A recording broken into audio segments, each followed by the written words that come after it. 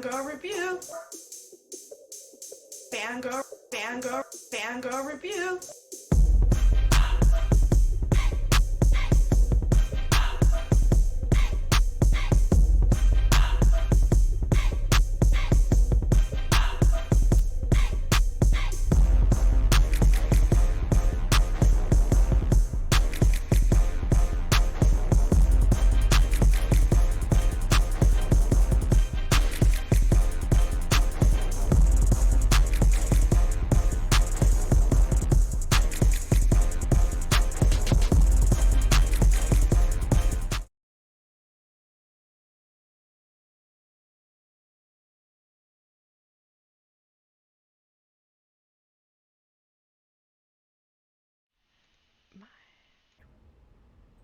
There we go. Hi, everybody. Welcome in, welcome in. I appreciate everybody for being here. You guys are amazing. Just want to make sure we have, you know how it is. Hi, hi, Wrinkle Poppy. Hi, Mel. How are you? Welcome in, welcome in. The family's coming through. We appreciate Yeah, y'all. was good. Red, I see you, Red. How are you? Over there on Kick, the next partner on Kick, as I think we all are speaking that into Be existence. good. Be Okay, because good. Red deserves it. He brought basically all of us over there. So, in my humble opinion.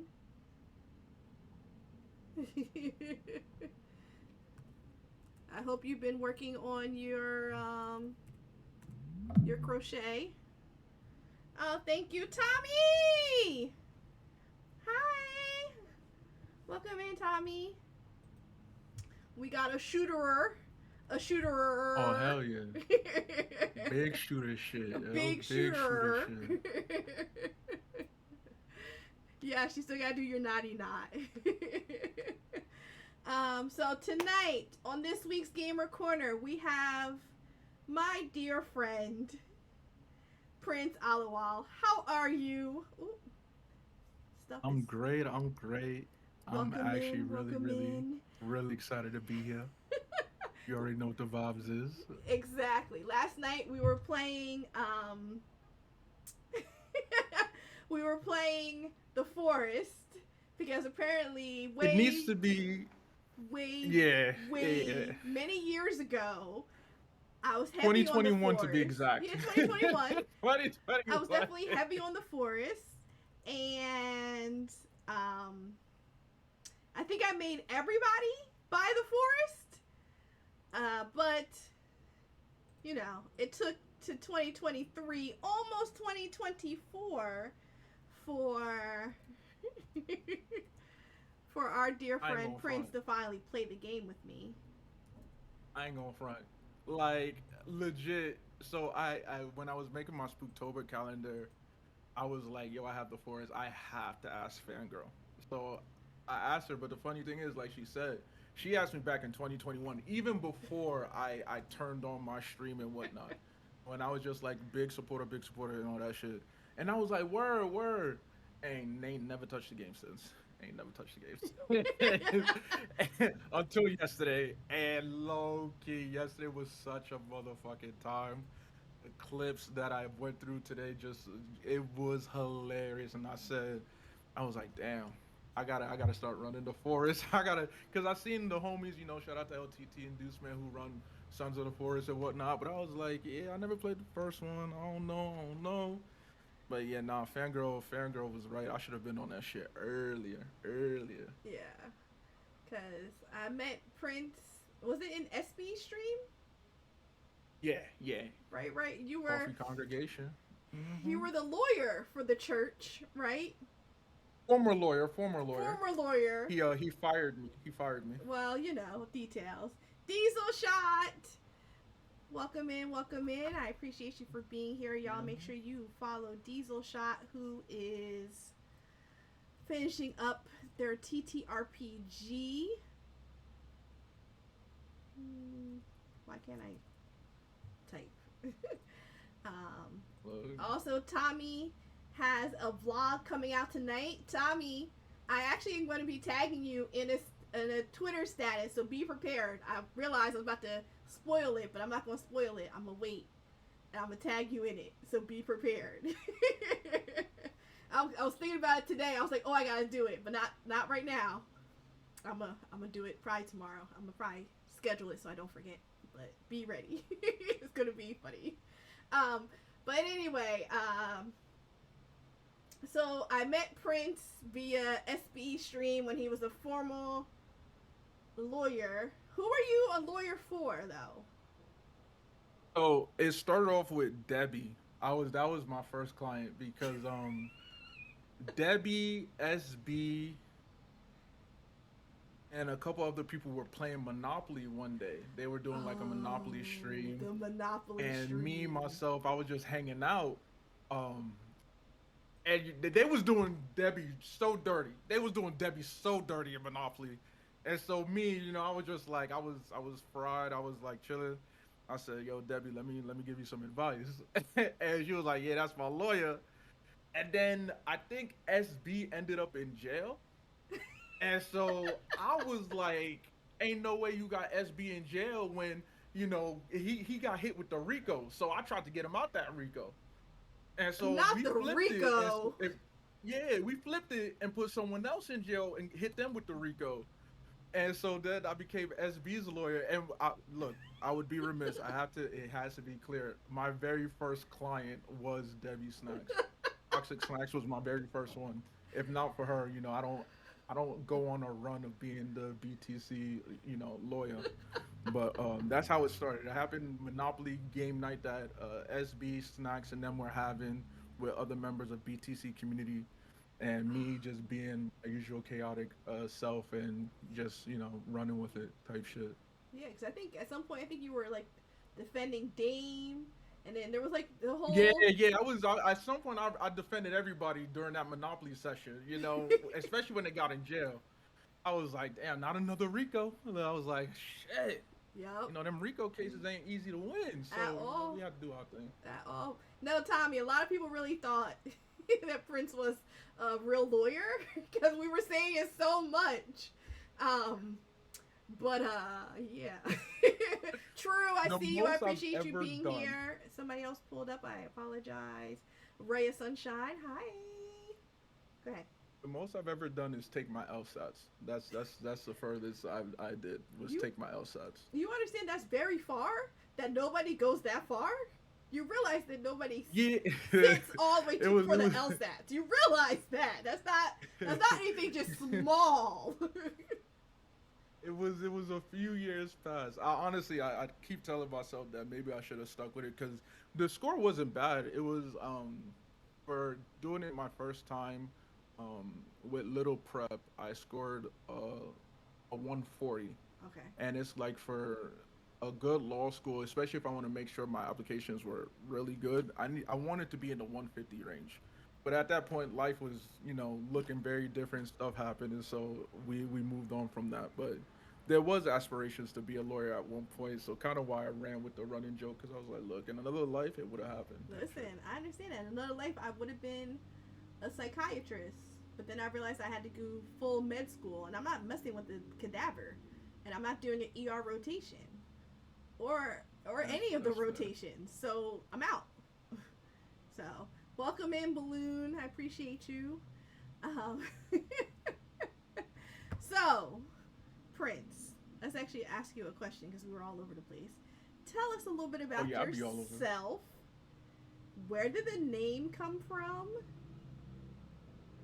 Who are you? Okay. So as she stated, I'll be all over the place, so I'm not answering that question in order. Who am I? I'm a I'm an immigrant of two Nigerian. No, not I'm an immigrant. They're immigrants. I'm the child of two Nigerian immigrants who came over from Nigeria in the early '90s, and I was actually born a year after my mom arrived. I'm the oldest of four children.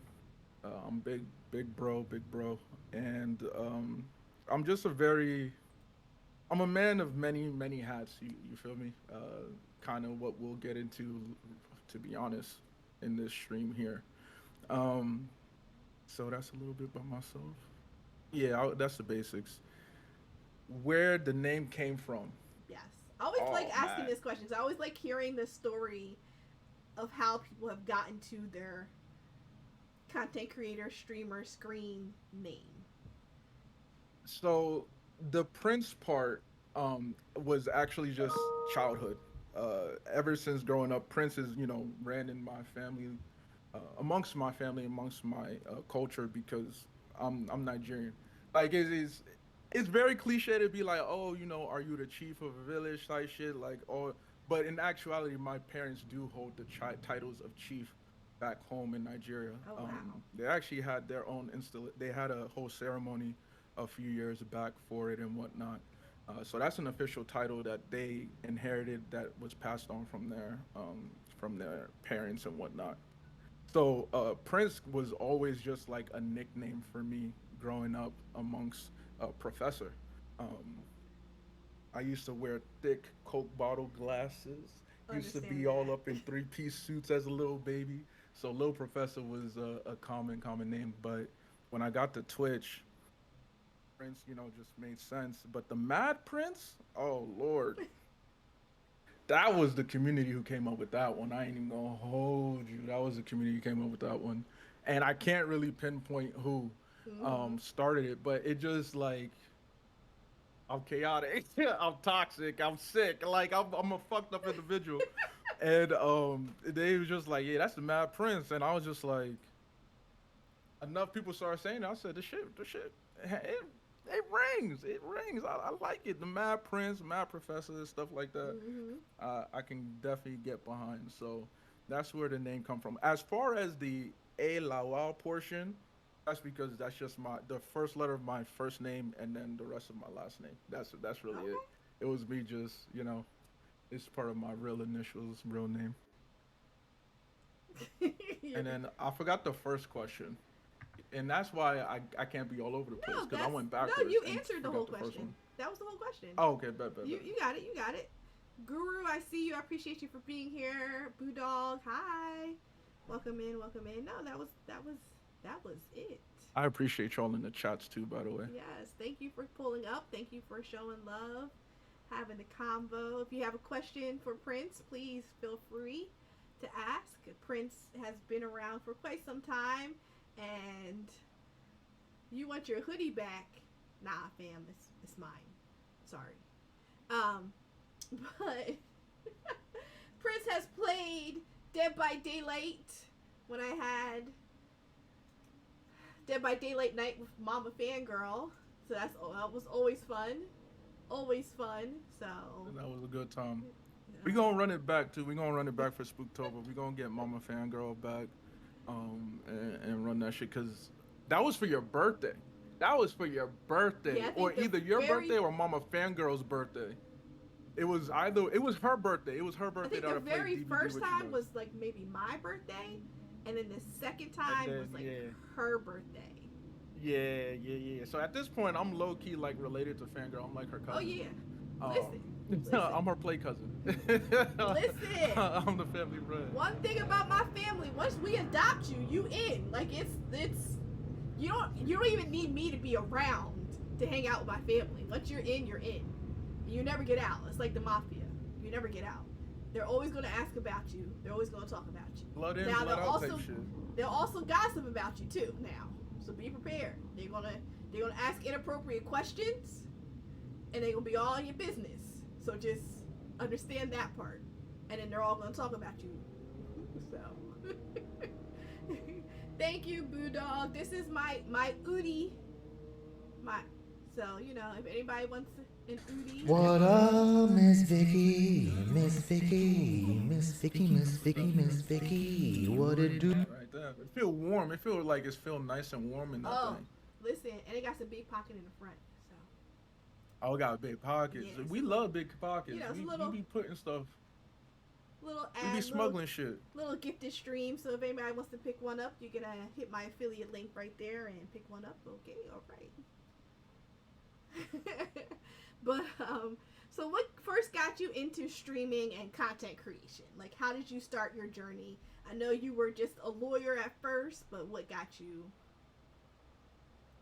So that question actually has two different timelines because content creation is actually much more broad than streaming. So I've been a content creator for several years because I started off as a podcaster. Mm-hmm. I used to be a part of. I actually went the podcast route like three times. On the third time, second time it finally stuck, but the third time is where it really took off. So if you were to look up on Spotify or any audio listening platform, the Osa and A podcast, you'll see me from like 2020 to 2021. Nope. Now we gotta look it Um, up. Hold on. Podcast that. I gotta make it clear. I'm not one of them podcast niggas that's here to talk about relationships and whatnot. We talk about sports. I love sports. We What's it talk called? about please. If you're coming to see whether I had any conversations, any opinion on whether people should go 50-50 when it comes to splitting the bill, don't ask me. Don't. I came You're to a talk about what happened in the football game, what was said after the football game, what is going to be said before the next. But that was me. Basketball, football, baseball. Me and Osan, we used to talk about that shit, and All right. whatnot. Spell it real quick So so I can pull it up. OSA Mm-hmm. and ABE. There you are. Yeah. Can I hold it up about it like making me disappear? I disappeared. That's me and that was before the locks. That Two logo Nigerians was enter a made room. when They get to chatting and realize their shared passions in sports, despite being rivals, current events, and other topics that concern the culture. yeah, and by concerning the culture, I mean like black people in sports. Honestly, yeah, all this shit, and mind you, this is all that other shit that they get into on podcasts and on social media now. I don't really have an interest in. I love sports, like I said. I love basketball. I love football. I love soccer. I love tennis, baseball. Almost damn near any sport I What can get into, about I can enjoy. speed walking? Be walking like, look, shit. I used to watch it when they put that bit on the Olympics. Man, I tap in. I tap in. Let me see what's good with it. You know? See if anybody's repping Team Nigeria or whether I need to, get out there and start power walking for my country. You feel me? Ooh, excuse me. Hi, Avide. What's good? Right? I could not imagine Prince without locks. That's just weird. All that jazz, BPP That's crazy in the because I've only house. had locks for like 2 years. I know, but, like, you got mad hang time already. You know what I'm saying? well, yeah, no, So, to be fair. you know what I'm Since I saying? came into the space, that's when I started growing it out. Actually, I started growing that out in COVID. So yeah. So get back to the question, I realized. So yeah, I started out with podcasting back in like 2016, 2017. Okay. It used to be called the Four Corners Podcast. That one flopped. Um, and then we got together, similar groups, a new cast of people. Okay. We got together in 2017 with, no, we got together in 2019 with the fifth quarter. Now that one, I always tell people, especially the homies, when they like to bring it up, be like, yo, how far we've come and whatnot. They be like, yo, we used to stream on when we were known as a fifth quarter. And yo, Prince, they used to call me by my real name. They were like, Prince, he be streaming like he was in the back of a strip club using McDonald's Wi-Fi, getting twerked on by Destiny. Oh my goodness. Because like it used to sound like I was in the back of a strip club getting twerked on using McDonald's while I was on my phone, like, yeah, yo. And so what Drew Brees did that day, man, he really threw for 200 yards, but he ain't really do shit like that. He ain't really nice like that. Listen. It just sounded real bad. So normally I just erase that whole thing. And then Osa and 8 podcast was born at the start of 2020. And that's where it really took off because me and Osa met on the fifth quarter. We did not know each other. Mm-hmm. We just randomly met, found out we were Nigerians, and that was all it took. That was literally all it took. All it took was like, oh, you're Nigerian, I'm Nigerian. We both in California, Southern California. Bet we out of there. We That's out all of that there. matters. Uh, Osan is really like my big bro, to be honest. He's similar to me, but he's much more refined. He has much more couth than I do for sure. And he a youth pastor, you know. So he's also gonna officiate my me and Empress's wedding in the future. We Ooh, already discussed that. that's beautiful. So I love that. folks will get to meet Osan when they get the invites to the wedding. You feel me? Are you But gonna yeah, that's stream it big bro for real. so Hell no, I'm not streaming that wedding. Because here's the thing. Here's for the us thing. The reason is because who don't make the cut for the invite? you want me to be responsible? Look, at my wedding, I'm gonna be the most turned motherfucker there. Okay, maybe not you, but somebody else. I can't take care of them logistics because Oh if my you leave it up to me, I'm gonna forget. As soon as the day comes, if it's not about me and her and me walking down that aisle and turning up with friends, I ain't gonna pay attention. I can only Like, hey, imagine. yo, Prince, did you Are you check on gonna that person? are you gonna have like a spin and a dance down the aisle yourself? I can only imagine the amount of showing out that you're gonna do. Fangirl, I don't think I made it clear. I'm Nigerian. On top of that, I don't think you made. I don't think you mentioned Nigerian part. I'm sorry, I didn't hear that part. Go ahead. Okay, so I didn't. So No, you didn't that say should have that. been the first thing I should have said when I told you who the hell I was. Because You're one thing is so stereotypical. It's so stereotypical. But one thing you will know unprovoked is if somebody is Nigerian. Because a Nigerian will tell you they're Nigerian without you even asking. You yeah. walk into a room, hey yo, I'm Nigerian. Be like, when we ask this, don't worry, I'm gonna let you know. So now you know you don't have no questions. So clearly I've been fucking up. So let me tell you this right now. I'm Nigerian. Okay. I'm Yoruba. Like, understand, we're very prideful. We love to show out and whatnot. Look, look. So that's why The you're gonna be wedding- like TikTok viral. I can see the entrance Look. of you alone. So I'm just saying, for those of us that ain't gonna make it there, we would like to have it streamed so we can enjoy the festivities. If you talk to Empress, Okay, I'll talk to her. she's the responsible one. She is. My bad. She can make sure somebody I forgot who I takes was care of talking that. to. Because if you ask me, Yeah, if you ask me, yeah. I'm gonna tell you and then it's gonna just disappear as soon as the day comes. You're right. I'm gonna talk to To her. me, it's wedding to Empress streaming it. Look, I'm telling you this. It's no love lost. It's nothing against people who won't be. My priorities are right. My priorities are Listen, elsewhere. I You feel understand me? that. But yeah, you know what, Wrinkle Poppy? I agree. We might need to do that. Bet. Say Y'all less. gonna crash the wedding? Bet. Look. Bet. If you cool with me, you don't have to worry about crashing anything. You'll be there. It's Bye. fine I because see look, you. I appreciate you for being here. BPP in the building. Oh yeah. All right. I gotta.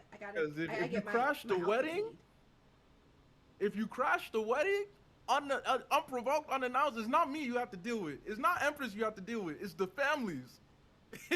Don't play with. Look, you gotta understand something. It'll be my whole side of the family. I have a big family. I'm the firstborn of my parents' kids. You crash that wedding, and you fuck it up, you gotta deal with them. Why For would we? We ain't gonna Empress. mess it up. We gonna come out. We gonna show For out. Empress, she's the first daughter of her family. Oh, Look, V, sheesh. come in Oh. peace, so if you feel you need to crash because you didn't get an invite, first of all, you need to ask, why didn't you get an invite? Oh. And then when you ask yourself that, you don't crash. Let's Don't not go that crash. deep. Let's not go that deep. We're gonna stream it like Let's not. Guru said. Just maybe assign someone a mobile device to stream it. That's all we need to do. I see you. I Look, appreciate you. y'all can stream it if y'all want to, but I don't know. I feel like y'all gonna want to dance because I We love can y'all dance know in our, me when but I we stream. can I love dance to while we dance. watching. We dancing with you. You gonna dance and stream, be like, hey, I finesse. Hey, if I run down my business, hey, I'm Exactly. a go We right gonna- to. For we like gonna at be- 49 too. We're gonna be dancing with you. If that song plays at the wedding, please slap me because that's a terrible song to play. Well, you know, it's okay. But yeah, so I started off with podcasting, but it wasn't until 2021 that I started off with streaming. Okay. And by that one, even that itself was the second iteration because I actually tried to start streaming in summer of 2020 before I met the coffee congregation, before I met the shoebox, before I met the people I knew now. I actually hopped on Twitch because I was like, yo, at that time in my life, I was part of a community of other black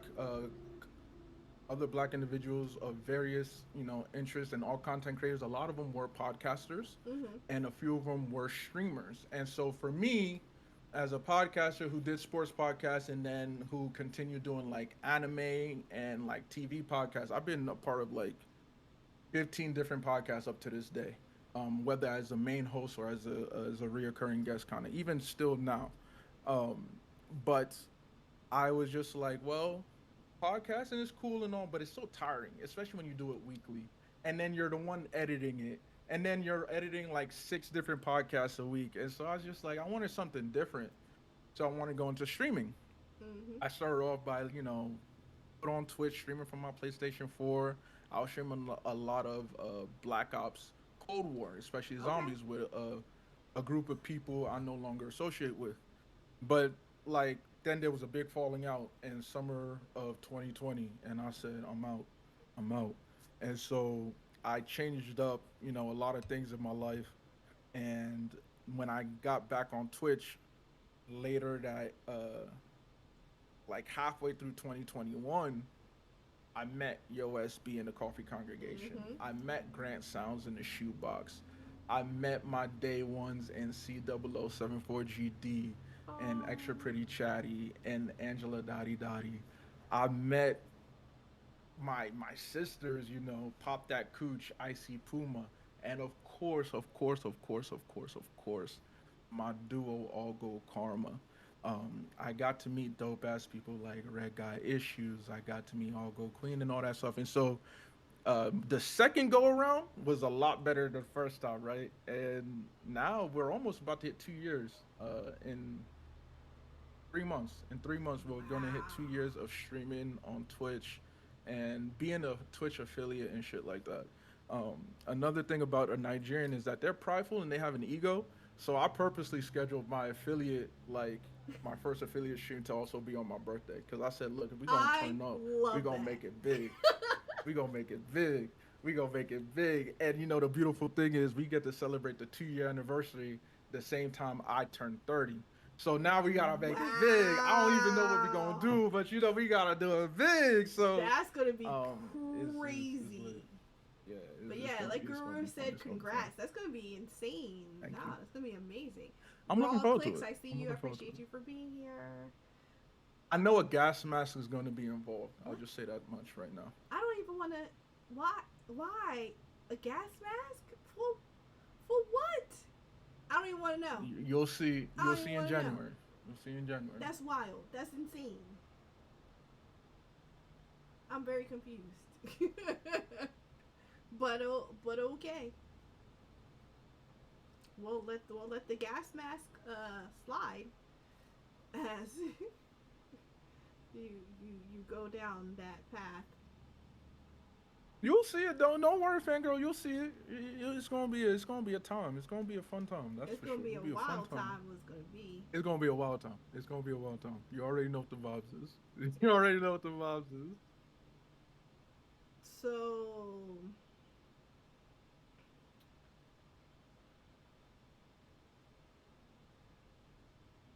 Jollof rice.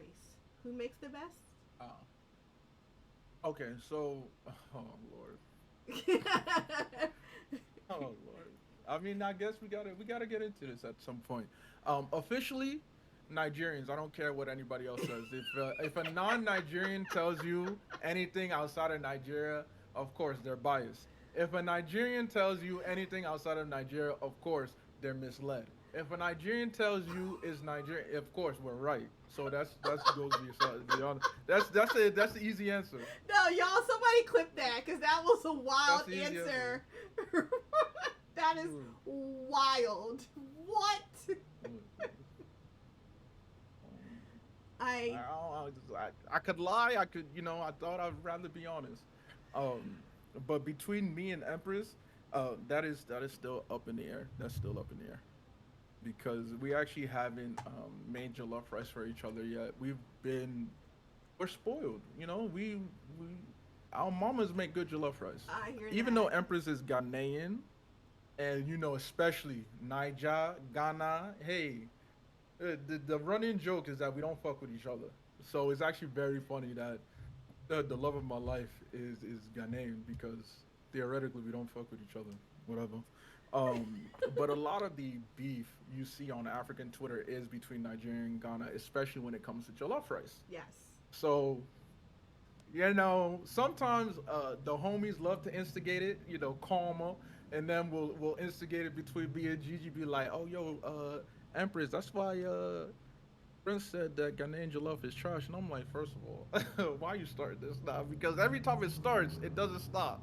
Me and Empress will go back and forth for a few minutes. She'll be like, but you was eating my mama's Ghanaian jollof, right? But what about that? And I said, hey, look, I ain't gonna knock it. That shit was good. I ain't gonna, your mama made some. There's exceptions to the rule. You feel me? But at the end of the day, Nigerian jollof is superior. So yeah, but Sorry, between the two of I us, we had gonna to. figure it out. I had to ask that question. So Raw says Nigerian, then then Ghana, and then third is Cameroon. From his I've experience. never have Cameroonian rice. I've heard Liberian jollof is top notch though. Oh, But like at the end of the day, Nigerian.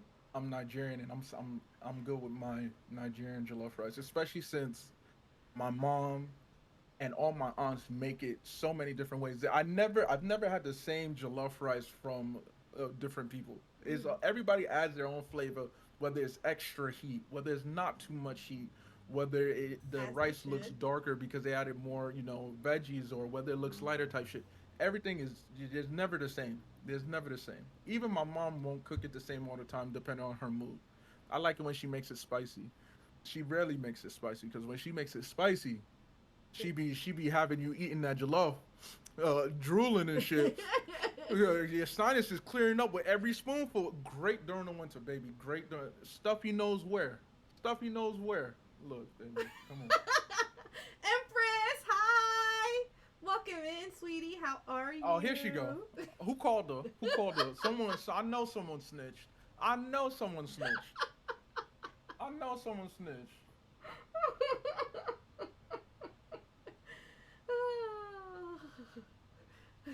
uh, Oh nah, someone set me up. Someone set me up.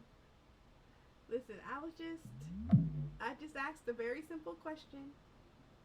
And that's what I be talking about. It be your own friends who be starting it. You see, I was asked the question, and now look, she shows up. And now after this, me and her we gonna go back and forth for a few minutes. She gonna be like, "Oh, so what you have to say about Ghanaian love?" I'm like, "I said what I said." You know, I I said appreciate you, what I Empress, said. for the Then follow. Do we go do. back staring at each other. That oh yes, love Empress being the center of his interview. You better talk love unto your woman. I know that's right. I'm obsessed with that woman. It ain't no secret. I'm obsessed with her, and I ain't ashamed of it. I love that woman.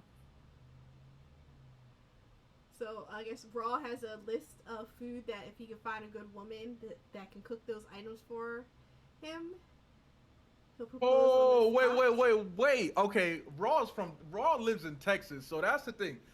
Houston especially has a big Niger population. I actually do have a cousin, like a direct cousin who I met for the first time back in 2009, who currently lives in Houston. She has like 3 kids now. So the fact he mentioned moi moi, I already know. I already know Raw don't be Raw know what he talking about. I love moi moi. Moi moi is delicious. And if it's not spicy, I don't want it. Like I should be I'll be like, yo, you got tissue? That's what I should be doing. That's what I like to feel when I'm eating my foods. You feel me? So yeah, now Raw got it. Moi moi is good. Jollof, of course. Suya is delicious. Yeah, I nah. just At watched the that point, if episode you on don't propose, Coco that the on YouTube when they have like the 3 people cook, and then people yeah, yeah, yeah, yeah. they just did Suya, and Yeah, they did. that was a good one. That shit was that shit was hilarious. So funny. The homie Princess Tati was actually streaming that not too long ago, and it was so fun because suya itself is a seasoning. It's not the actual like meat. Yeah. But someone did suya with chicken. Someone did suya with beef. Someone did suya with man, like something else. And the one with chicken ain't really bang because that's not suya. You know, that's not street suya. You feel me? But nah. Shout out to Raw because Raw definitely know what he talking about. Raw definitely know what he talking about. I love that. Moi moi ha. Just so moi moi is delicious. So my dad will always make it. Like growing up, um, I love cooking. You know, growing up, I love to cook, but I never really made it a career or anything like that. And my dad always instilled the need, like, my dad didn't cook too much, but my dad made sure that me, especially as a firstborn, knew how to cook, not only for myself but for everybody in the house. Hmm. And so when my dad would decide to cook like that rare moment, my mom would be like, "Hey, your daddy's in the kitchen. Let me go put on my The View or her talk show. Put her feet up. She don't step into the kitchen for the whole day. I love She it. be chilling.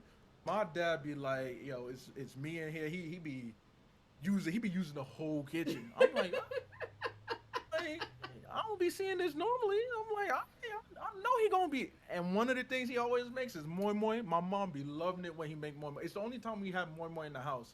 If we don't buy it, or bring it home from outside parties because hello takeaway plates, is we only eat moi moi if my dad makes it in the house. And my mom is ecstatic, when it's that time for him to cook. When I love it. he's like, honey, Joe, you go sit down. It's my day today. And then we like, bet. You got it. You Say got it. less. I ain't gotta worry. Ain't gotta worry. Listen, I know, right? Everybody's hungry in the chat now. Uh, Listen, dang. Man, I gotta look into a nice. I'll have to find somewhere. Oh, I could call a coworker. That's true. Thank you for the biddies. I appreciate you every day. Thank you so much. Nine, I see you coming through. Hi, hi. That was like wax poetically if you about in New food. York, if you in Philly, if you in ATL, if you in Houston, if you in Columbus, if you're in the DMV, if you're in Englewood, it's gonna be super easy Well, yeah, to well, find I'm you right here some in Jersey, Nigerian cuisine. so Look. First of all, so it's real love. It's real love I have for a person if I bring them my mama's love. Shout out to El Tirador 215. The first time I met my man's was last year. I went back home for a bit, and I wanted to link up with LTT because we met through streaming yeah. and we vibed and he was cool. But it was still very early. We're a lot more closer now than we were then, obviously, and that's really great. And so I was home and I was like, all right, at the time I was living in Cali, so I flew home and I was like, Mama, you make some jollof rice? And she's like, yeah. I said, bet. I got legit, got a big bowl, like enough for a family, as if I was trying to feed a family. Put it in a bag with frozen bottles of water because I said I'm gonna be on the train for about 2 hours. Pulled up to LTT spot. I said, LTT, where the microwave at? He said, it's over there. I said, he's like, oh, you tripping? Let me put that shit on the stove. Brought out a pot. We filled up the whole pot, reheated it. We finished the whole thing that day. Finished the whole motherfucking thing that day. He ain't have no leftovers. I ain't bring nothing back. The only thing I brought back was the Tupperware. My mama was like, who you out there feeding? I said, look, mom, I was meeting a friend. I had to show out. I had to come bearing gifts. I was coming. People like to bring a bottle of wine. People may bring flowers. Me, I come bearing food. I come with food now. Yeah, because we're both going to eat. I've been traveling. At this time, mind you, I've been living in California since 2016. I've only been back to Jersey between 2016 to now. I've only been back to Jersey three times in Oh, okay. 2018, 2021, and 2022. So I haven't had my fill of Nigerian food for at least, consistently 7 years. Wow. As soon as I got home, I'm like, yo, And that's just how I am. That's just how I am. There's a story of back in the day where I was traveling abroad, and the first and only time I called my mama the whole time there was when I was at the airport after 5 weeks on my way back to the United States, and I said, "Hey," I said, "make sure you have jollof rice waiting for me." Don't you love putting in This order was requests for like certain foods? Like, hi, mom, I want this. I was like, Dad, can "Hey, you mama, make this? Okay, thanks. Thanks. how are you? You know, we haven't talked in 5 weeks. I'm good, don't worry. But make sure you have jollof rice when I come back home." She didn't even pick up the phone because she was out at a party. It was like 2 a.m. for her. She was out at a party, and for like that was 2010. From 2010 until she got a new phone in 2016, she had that voicemail saved.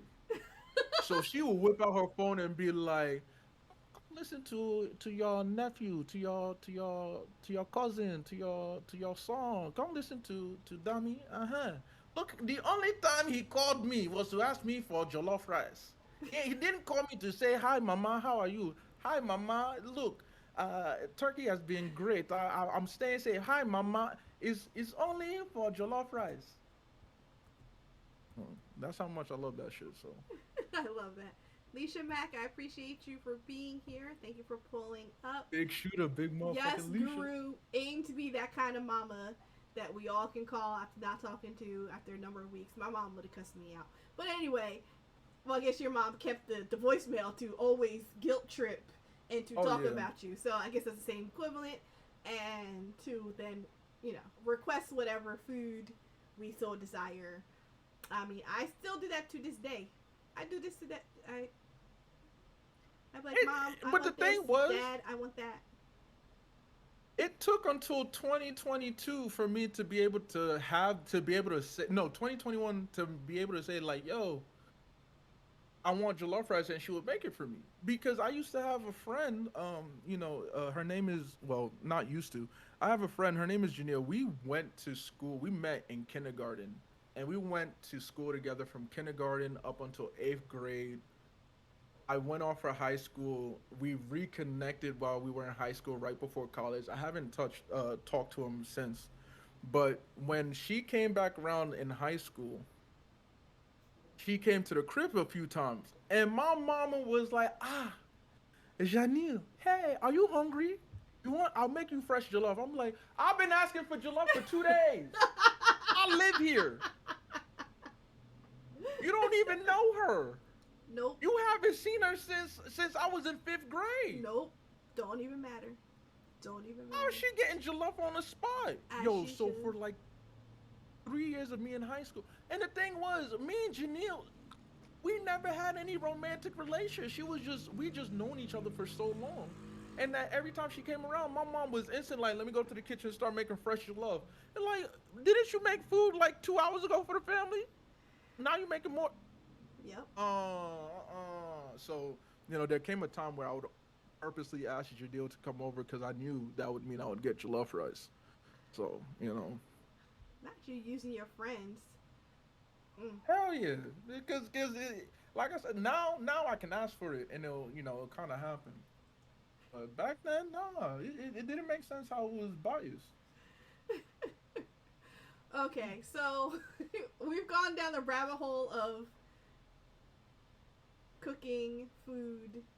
I'm sure we'll go back down that rabbit hole again, but what is your first memory of gaming? Let's. My first memory, honestly, it feels like a fever dream because all I could tell you was it was daytime. I was in the living room, but I was playing Spyro. I know the cousin, but I can't even tell you what house, what year, but it was back when Spyro was, at its peak. That was the first ever video game like I played, and it's why I have such like anytime I hear somebody mention Spyro or whatnot, it makes my heart like flutter. I'll be like, oh yeah, Spyro's so dope. Like, did I ever beat the game? Hell no. This was just the first time I ever played a video game, so that's why it sticks with me. That's why it sticks with me. Yes.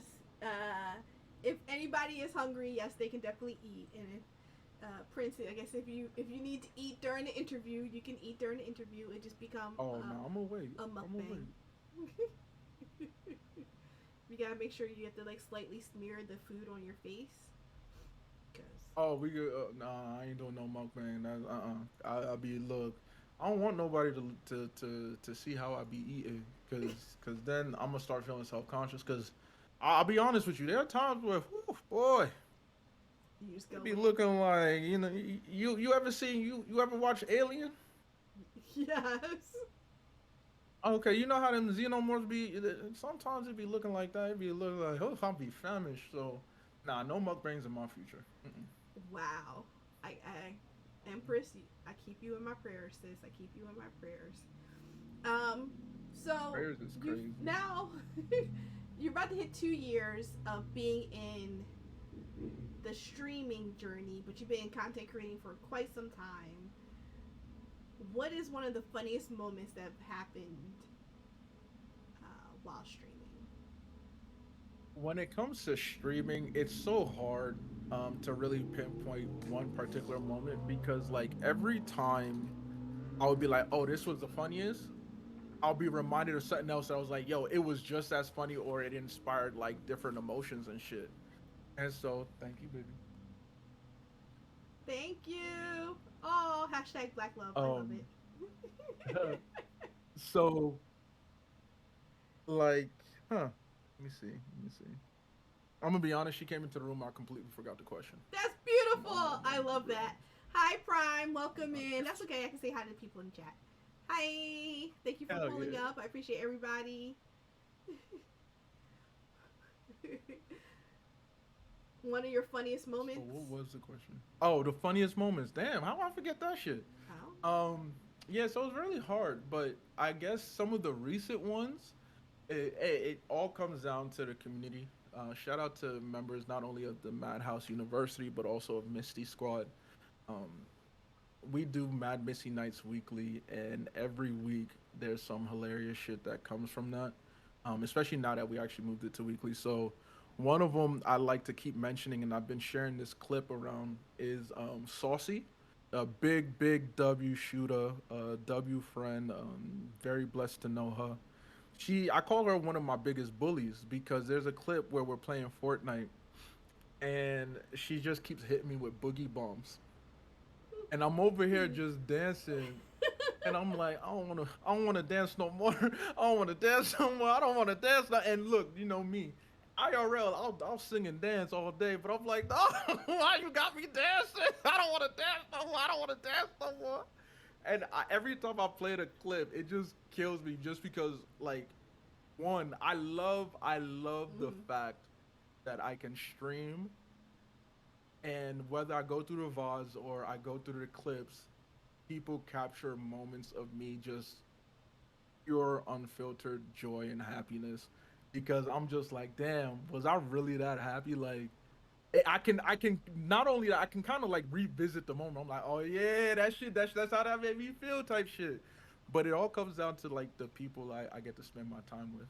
There's so many times where, just focusing on one person, me and All Go Karma, we have so much content together I love because that. that's my duo. Yeah. And Lord, Lord, me and her go back at it. Big shout out to Balloon Puddle. Um, there was one Mad Missy night. It was me, Karma, Balloon, and Asianel Gaming, W Woman, W supporters, W friends, W content creators. And we were just playing, playing Warzone. And I don't know who brought it up, but someone was like, "Oh, let's do teams and let's have a kill race." Me, when I play shooters, I don't be giving a damn about high kills or nothing. That's not the Mm. type of gamer I am. But I was just like, cool, it's Mad Missy Nights. It's me and Karma versus AJ and Balloon. That shit started, and for some reason, it just got real toxic, real competitive, real, real aggressive. And I was so locked in. I PR'd and Warzone that stream. We was just Wow. wilding. That shit was hilarious. I've been sitting on that footage for several months for some reason, and at some point I'm gonna upload it because it was just so funny playing with Karma, playing with Balloon, and playing with AJ. Like, there's a portion where I'm trying to get this kill. Like I'm like, yo, I think I heard a person, and I'm like, oh, they in the corner, and they ran away from me, and so I'm like, let me loop around, and Balloon's like, oh nah, Prince at 8, Prince about hit because again I don't go for kills, so my PR in Warzone before was like 7 or 8, and Mm-hmm. she's like, oh, Prince about to get in, so she runs into the room that I'm flanking, and she tries to kill that person. That person drops her ass. And me, me being competitive, I was like, oh, let me go finish my kill because this is my food anyway. I was playing with my food. And Karma's like, no, no. Balloon's like, no, he's about to get the kill. He's stealing my kill. And I was like, technically, Balloon, you stealing my shit. Wow. But it is what it is. And then I hit my PR. Karma was really excited for me. Baloo was talking shit. We continued playing. I said a UPR, and it was just the most hilarious, most toxic stuff. So when it comes down to the funniest moments, honestly, it's just anytime I get to spend with my friends I love on that. stream. Yeah. Whether it's Mad Missy Nights. I mean, look, we could use yesterday as a fucking example. Last night playing the forest together. Like I'm over here like, oh yeah, she got me in on day 100. I'm like, oh, we about to beat this man's ass, and then that nigga dropped me, and I'm like, You got oh, dropped quick too. nah, Like, oh, he, hold on. Wait a minute. I got my ass beat on. I was like, no. Welcome Oh, let in me stop. You Raiders. got hit Welcome with a in raid. Raiders. Hell Welcome yeah. in Queen. I appreciate you for sharing your community with me. Were you wearing the pink bob? Because that was very nice. Big shout out to Queen and Yoshi Shelby. is cool. No worries. Appreciate you for being here. Yogi, thank you so much for joining the classroom. Pull up a desk. We are here with Prince. We are doing Gamer Corner Season 2, Episode 4. And we were just talking about funny moments that happens on stream. We got to play the forest last night, and things went a little left here. Like and the there. fact that Fangirl built they had a whole car in that motherfucker. I was like that shit was hilarious. Then at some point, I went inside her crib, and they got a whole slide that takes down to the beach. Like, yo, I'm hearing growling. I'm hearing like noises. Oh look, I go to the top of the steps, and there's a motherfucker cannibal like damn near 2 inches from my face. I'm like, hey, yo, and Fangirl's like, what did you do? I said, Fangirl, I didn't even do nothing. I didn't need no door opens. This man climbed up the fucking slide like this is World War Z. You remember in that movie when they started climbing the fucking wall? Yeah. All the zombies. I was like, what the hell is this? And he almost beat my ass too. But this time, low key. It wasn't that I was caught unawares. I was on an empty stomach, so my swings were kind of like delayed and whatnot. So Fangirl had to come back to the compound and put him down. But I put like several notches in that motherfucker. I was just hungry. He caught me slipping. That's it. I was like, damn, not a whole invasion. Like, what the fuck? That shit was funny as hell. So again, there's just damn near every stream is a funny ass stream. Like, I get to have fun, and it's such a blessing to say that shit too. Honestly, I feel like it's such a blessing to be able to like. I'm gonna talk my shit. I'm gonna brag. To be able to say that I associate with funny ass people who I can just be myself around. Yes. And it just feels organic. It's never forced. It just feels so natural, and it's always so genuine.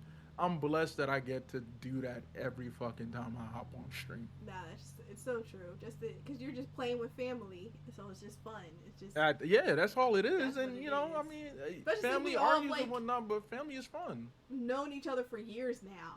So like it's not even first time playing with somebody or talking to somebody. Like, nah, like I've known you for years.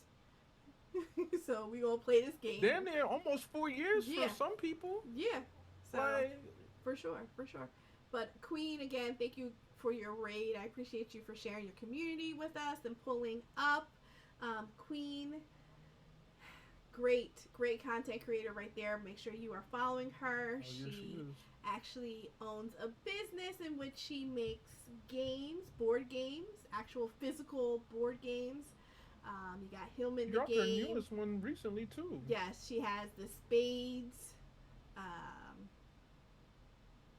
What's it called? The Spades Companion. So if you never learned how to play spades, you can now learn. And you have the living single one will be coming out soon. So, make sure you pull up and support Queen because they're fun. Definitely fun to play.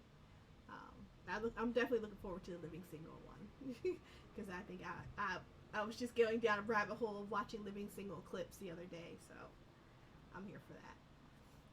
So, as always, here on Gamer Corner, we like to do an icebreaker, but we don't do the icebreaker at the beginning. We do it middle of the way, if you will, and we do the 2 truths and a lie. So, that means Prince is going to give us 2 truths and a lie. He says he has prepared them. Everybody in chat, you can help along, play along. Sometimes I listen to the chat, sometimes I don't. We'll see. Will we get this one right? Go ahead. 2 truths and a lie. I used to be a dancer. I've been on TV and I've catered for a professional sports team.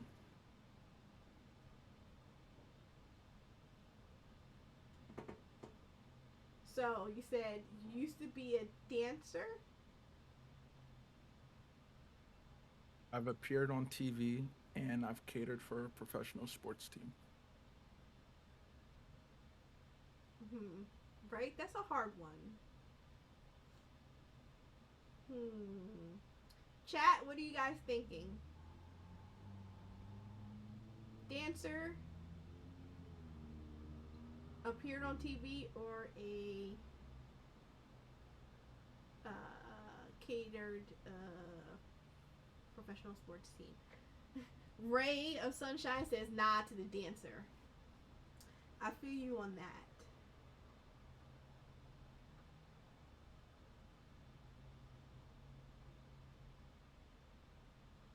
I am also leaning towards not a dancer. I feel like that was the lie. Is that a final answer? Guru says cater to the sports team, right? But you could easily have been on a catering, not that you owned whatever, but that you just were part of the catering squad.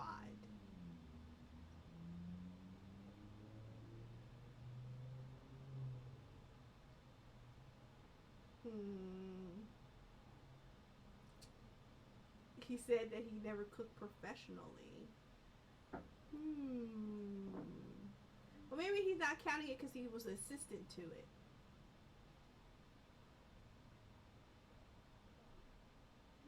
Nah, I think he danced and catered to the sports team together at the same time. That sounds like a crazy. That's a whole different party. That's we getting into something else there. Baby. That's behind the paywall on OnlyFans, and I'm not judging. Hey, I will support. Lord, imagine. Listen, I support. Okay, so because I first initially I said cater to a sports team, but then the dancer. I feel like you've appeared on TV because I mean we've all appeared on TV. I think at this point in time, for whatever reason.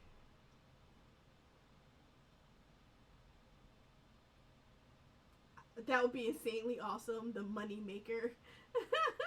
I'm just gonna say the lie.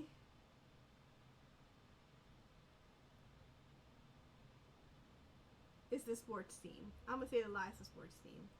I want to say dancer. It's really between those two. That's your final answer? I'm going to say dancer. That's my final answer. Answer? Sure. Okay. So one of the truths was I have catered to a professional sports team. It was back in 2017. Okay.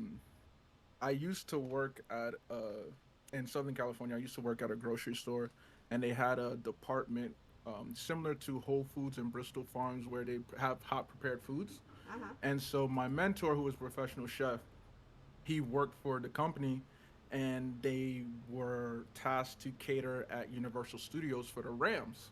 This was back when Oh. Todd Gurley was still a Ram.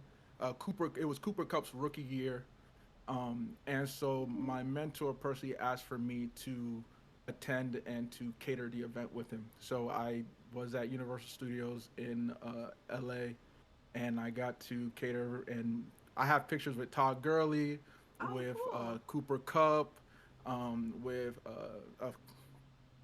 Sammy Watkins. For football fans, that's what Sammy Watkins used to be a Ram. That's hella long ago. So that's the truth.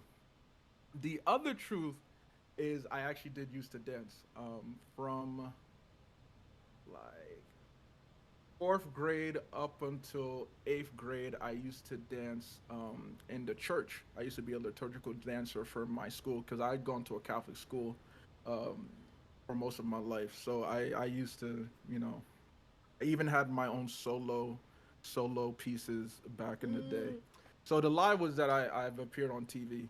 As far as I know, I've never appeared on TV. I've appeared in newspapers, but not specifically on little TV. TV. Okay. So that was a lie. That was the lie. Yeah. Oh, okay. So what you're saying is that you're gonna bust out a quick little dance number for us? Oh no. I mean, I feel like like you could do that version? No, a no, quick 30 seconds. no, no. 10. I mean, look, that was a different era of my life. That was when I was more religiously in tuned. That era is gone. Baby, Not you I'm a done man of became a God, but I'm a heathen. man of faith, but let me not even front because it's not even gonna feel right. If you want to see me dance, you just pull up to the stream. We listen to Afro beats, and you see me shake it around or some shit. But that type of dancing, nah, that's retired. That's retired. That ain't no more. Thank you, Queen. I am in my oodie. It's been gifted to me. If you definitely want one, you guys can use my affiliate link and buy yourself one. I try to be, and it's breakfast, so you have like milk and bacon and waffles. So cozy all day. We love Y'all, coast. y'all just wait until I'm wearing this on the love sack, full on Ooh, cozy. let's go. We love So, it. what are you currently playing right now? And like, what are you enjoying it? Tell us a little So, about what you're playing.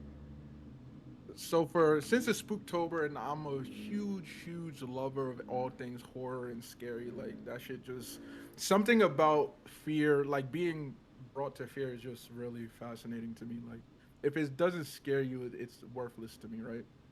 So right now I'm playing Until Dawn on stream and I'm kind of just playing an assortment of games, but Until Dawn is currently in rotation. Okay. I love to play Overwatch. You won't catch it on stream during October because again everything is Spooktober based. October, yeah. But I do play Overwatch off stream as well as COD. I'm a big FPS person just because I like having fun with my friends.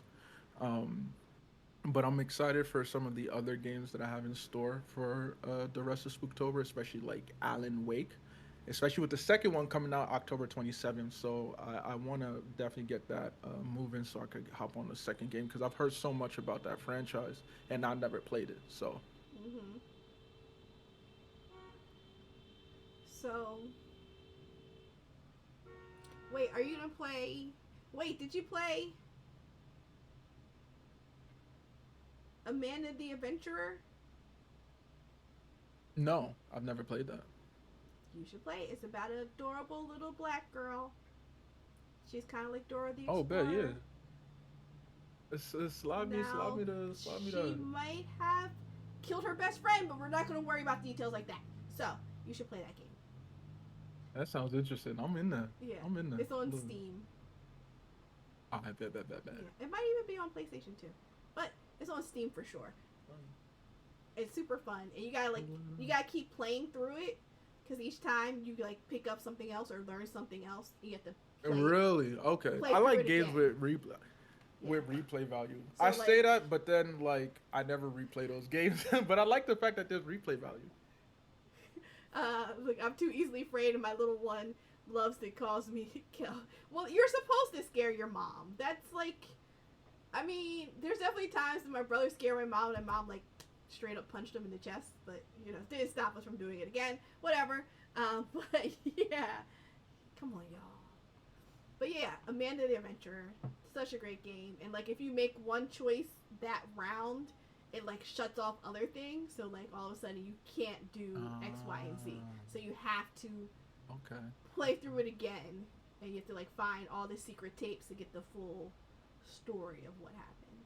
So it's definitely. I'll bet that. I'm actually gonna be playing this coming Tuesday with Miss Tiffany Chanel. We're gonna play this game called Pacify, which looked creepy as fuck, and I was like, "We in here!" I love it. I love it. I love it. So. Oh, and Paranormal Cleanup. That one's another fun one. So it's like Paranormal what? Beat it up? Cleanup. Oh, I was like Paranormal Beat it up. What the? No, Hey! Paranormal Cleanup. You're just simple. Like cleaners, you're cleaning this haunted house, and there's a ghost, and so think of like Devour and Phasmophobia together. Oh, I played Devour for the first time recently with Jarlo. I've had the game, never played it, and I played it with Jarlo. Like the first game, she was like, "Should we get someone?" I said, "Fuck it, we gonna learn in the fire because one, that's how we do things." So for the longest, we ain't know what to do until Blunts hopped into Discord and told us like what to do. We was like, all right, cool. It was a moment where I'm in the basement like getting chased, and I try to loop the shorty, and I ran into a pole, and I get dragged. Jarlo was streaming, and Raw sent me a clip, and it's her staring, watching me run into a pole. And just her watching as I got my locks snatched the fuck up and dragged up the stairs like a $2 hoe. The shit was crazy. But earlier in that stream, she did something that made me jump because I was like, "Hey yo, what the fuck?" And she just walked off like nothing happened. And I ain't like, "Alright, Jarlo, not you acting like alright, Jarlo. Like you did this." But you act no innocent now, Jarlo. Like we legit see her turn on the switch, and she just look, I ain't do shit, and just walk to another room as if I'm not looking at the same screen. Nah, but Devour was fun as fuck. So yeah, nah, I'm down. Listen, I can't wait to play Pacify. I can't wait to try all these scary games. Paranormal Cleanup, call me. I am down to play. I know they've done a lot more updates before. Like when I first was playing, it was very much like a little like $3 game. I mean, it's only a $5 game. But it was very much a $3 game, but now they've really updated and added a lot of stuff to it. So yes. Okay, pull up Jarlo if you can get her on there as well. I think it's a 4-player game, and it's quite hilarious. Devour is gonna make is gonna be a permanent part of the rotation and stream after this month is over. Paranormal Cleanup, because that one is another 4-player hilarity. I can't wait. That shit sounds exciting. I'm down for it. Ooh, excuse me. So the thing is, Queen, I know I should use walkthroughs and stuff, but like then I get bored. If I gotta read up on it, if I can't figure it out just by trial and error, then I get bored. So that's why I don't do those guides and walkthroughs like that. Yeah, sometimes I do skip walkthroughs. I'm like, I'll figure it out. I should be okay. Yeah. We'll be all right. I have a problem listening to authority anyway, so like reading a walkthrough feels like someone trying to tell me what to do, and I'm not doing it. I feel you.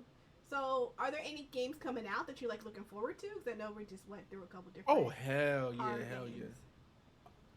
yeah! Alan Wake 2, I'm looking forward to, of course. I mean, look, I said that I love my FPSs. Of course, I'm looking forward to Modern Warfare 3 when that drops. Yes.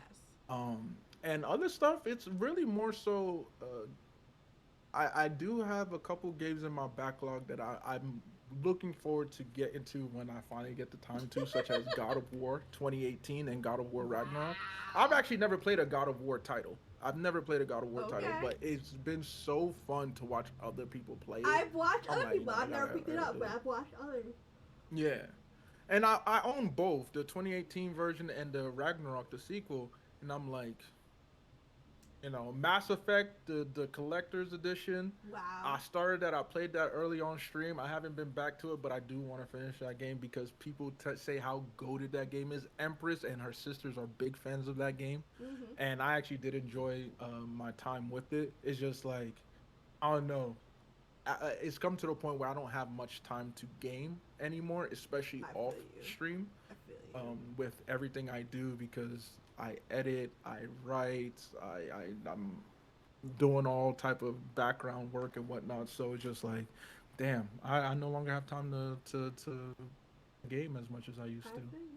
But we're not gonna just skip right over that writing part. Tell the people a little bit about your writing. We're not going to just skip over that like you just mentioned that real quick. Roll baby, I see you. Yes, Guru. Guru says that's also Mass Effect is also one of her faves. So That shit is dope. It's share with dope. the It's fun. people about your writing. So I should have incorporated this into my two truths and a lie, but then I felt like Well, I at would that know point I that would have that to would be a say little too three. easy. Yeah. Yeah, that was too easy. I brag about it a little too much. But I co-write a webtoon called Shade of Red. It's perfectly free. You can read that on. I actually do have a physical copy.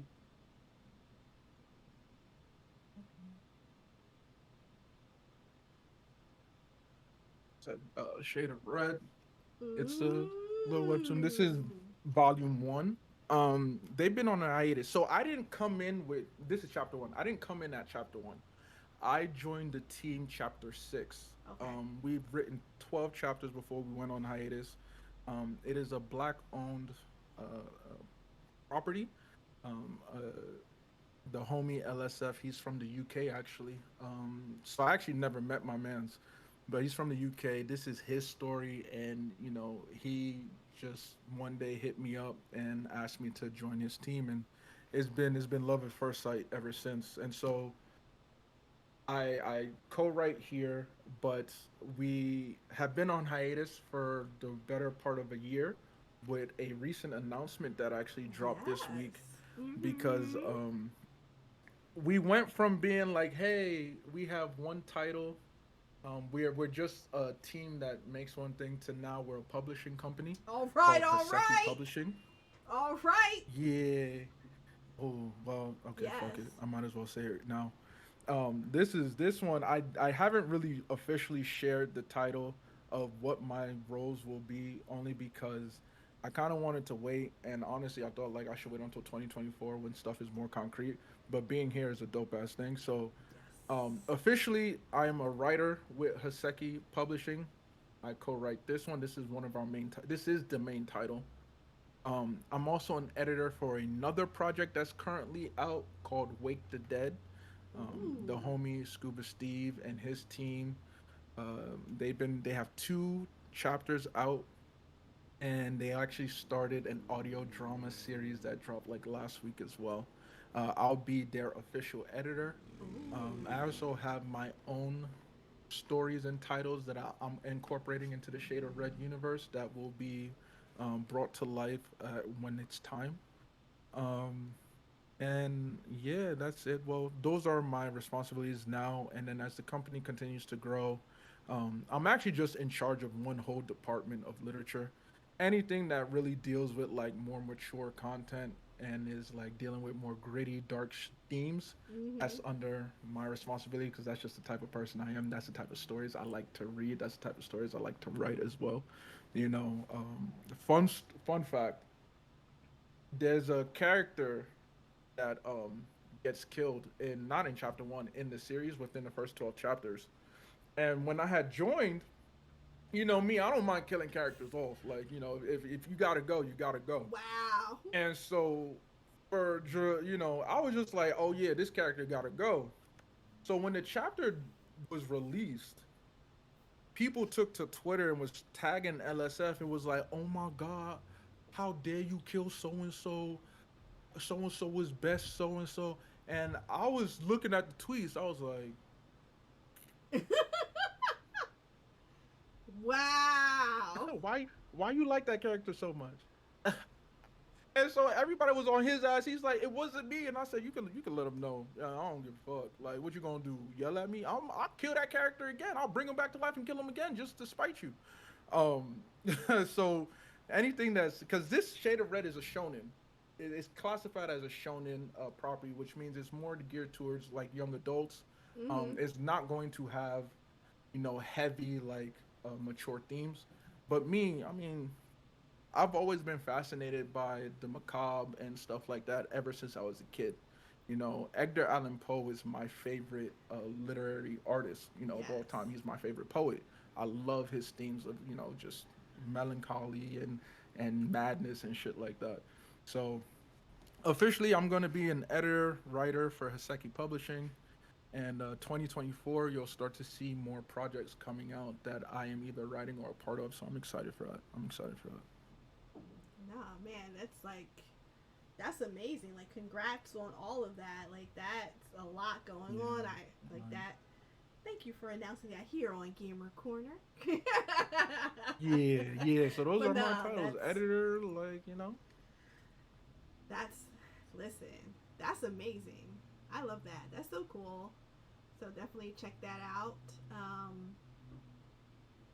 Your Twitter. What's your name on Twitter? Because I know you put it on Twitter. my same as my Twitch, Okay, Prince underscore Elawa. Yeah. there Same you thing, go. same So thing. make sure y'all hit that follow, support, so you can get more updates. Hit the links and all the above.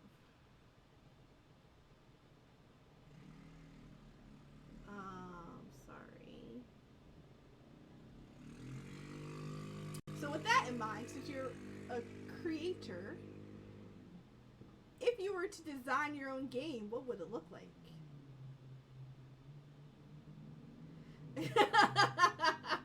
I know you So talked this was about the horror. question that this was the one that I actually had a tough time thinking about because it's like when it comes to a game, like a game that I play that I enjoy that I can play with repetition is something like a shooter like Overwatch especially. Yeah. I'm addicted to Overwatch. I'm addicted to my FPS.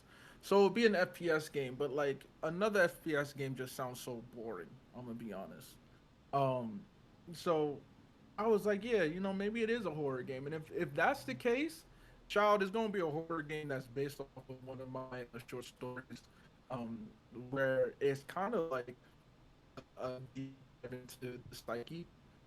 One thing I like about my stories, I guess, one thing I do in my stories is that I always involve one element of myself within the story, within the main character, and from there, I then just like exaggerate that one element. So, for example, let me one that's safe to speak on. Um, okay, bet. There's a short story that I wrote about the fear of abandonment. Um, I guess I'm gonna get real personal because that's a personal like fear of mine. I used to have nightmares about being abandoned by like my parents and whatnot and all that shit. So I used to write about it, and I guess the game would focus on you as a character. You know, life is cool. You got your friends, your family, everything's fine, and then you turn your head, you turn back, and literally everything is gone. Everything is gone, and you're trying to figure out what happened. And this one is actually a scene from a dream that I had. Ha!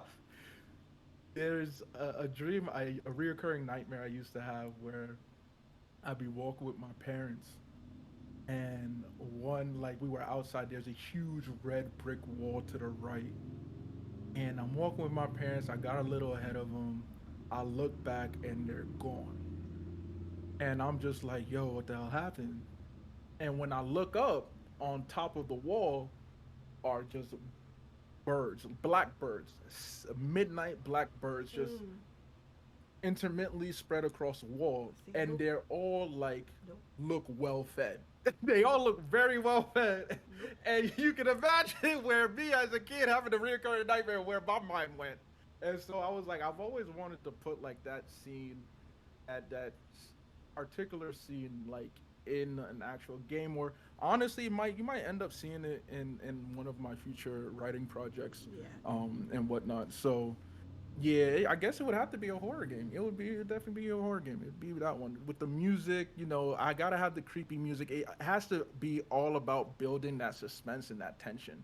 Like jump scares are cool and all, but if you don't build like the atmosphere, if you don't build the fact that like yo, something is seriously wrong, and I Wrong. feel like Yeah. music helps with that, it's a waste. Like, yeah, I could throw in a jump scare and then like it'll get the people who easily scare, but if I want to bring true fear, I got to be able to hit people where it hurts, and that means I got to hit deep. I got to hit in their psyche. I got to hit their insecurities type shit. Nope. So, yeah, Nope. Nope. Nope. Exactly. Nah, I'm good. I say that, but then I'll still play it. But I'll be at the same time saying like, nah, this is messed up. Nah, I don't want to play this. Nah, fam. Nah. But I'll still play it. So I don't know what that is. I don't. Okay. But that sounds cool, especially like I like the visual of the birds on the brick wall. That's yeah. properly Now creepy. look, I've that's one of two reoccurring nightmares that I would definitely love to like bring to life. The other one is like real wild. I haven't had that nightmare in a long time, so it definitely means I've. The beautiful thing about both nightmares is that they stopped around the same time, and for me, I realized it was because I was finally at a place in my life where one, I wasn't insecure about some of the stuff I was insecure about, Mm-hmm. when it came to those two nightmares, and two, just a new level of self confidence. That's why I can say now, like I would love to animate them or bring them to life just outside of my own head, whether as an official work, in one of the, uh, again, while Shade of Red is more lighthearted in tone until you get to where I get involved and you see my influence. The stories that I'll be adding to the Shade of Red universe will be a little bit more darker. Not too dark because again it needs to still be cohesive, but a little bit more darker. So Mm-hmm. you might see those themes are brought to life there. Okay. Nine says he'll buy for a friend. And Wrinkle was like, "You ever play COD and open the door and get hit with the shotgun? Definitely scary." It's that yeah, look, especially with the way COD loves to make shotguns overpowered, it should it be like that. Listen, I understand. I understand. Um, so what are your thoughts on the gaming industry, and where do you see it going 10 years from now? Well, I mean, the easy answer is that the gaming industry is flawed. There's still a lot that needs to be done in terms of just, I mean, what issue do we want to talk about? There's many issues, but the one I will focus on just because of recent events and just how much it makes me so happy to see is the the big issue right now in gaming is the lack of inclusion for Mm, color. there you go. I guess that's the easy answer. Not only for people of color, but also for women of color. It's already hard for men of color. It's even harder for women of color, especially when it comes to the common games such as COD, such as Apex. It seems that women have much more recognition when it comes to Overwatch, and even then, that's still That's not true. saying too much. Yeah. As me as a casual, if you a diehard, you about to come in here and be like, actually, well, one, respectfully, I don't care, because appearance is important, and when you're watching these tournaments and you're seeing the same lack of melanin, the same gender all the Mm-hmm. time. I don't care what the statistics show because the statistics aren't living up to what is being promoted and constantly put up and advertised to us. So that's where it's lacking. What's so dope about that is that there are people doing something about it. I mean, I would be remiss not to first of all mention you, fangirl, with everything you do with the BIPOC Streamer Awards.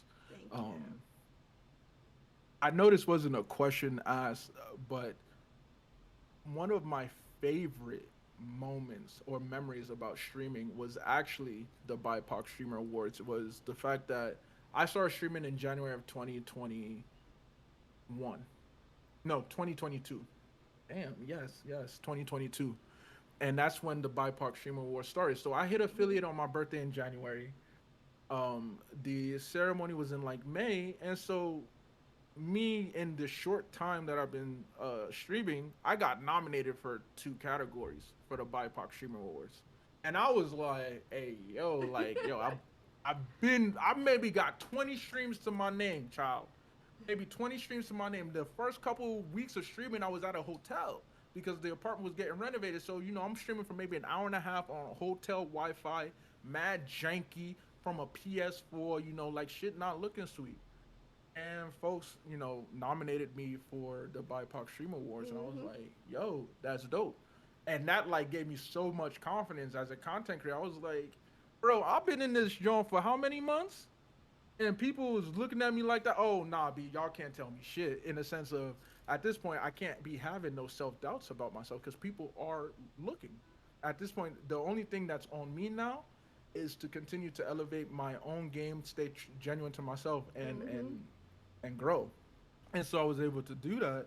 And then this year, I was again nominated for a different category at the BIPOC for the BIPOC Stream Awards, and I was just like, bro, it just served as W validation, and it gave me so much confidence that like while the gaming industry, the gaming space isn't ideal, there are people working to Yes. change that. There's you working to change that for all people of color.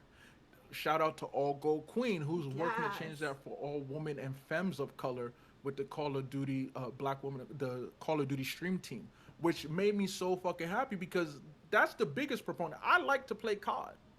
I like to play COD. My Twitch account is older than my streaming career.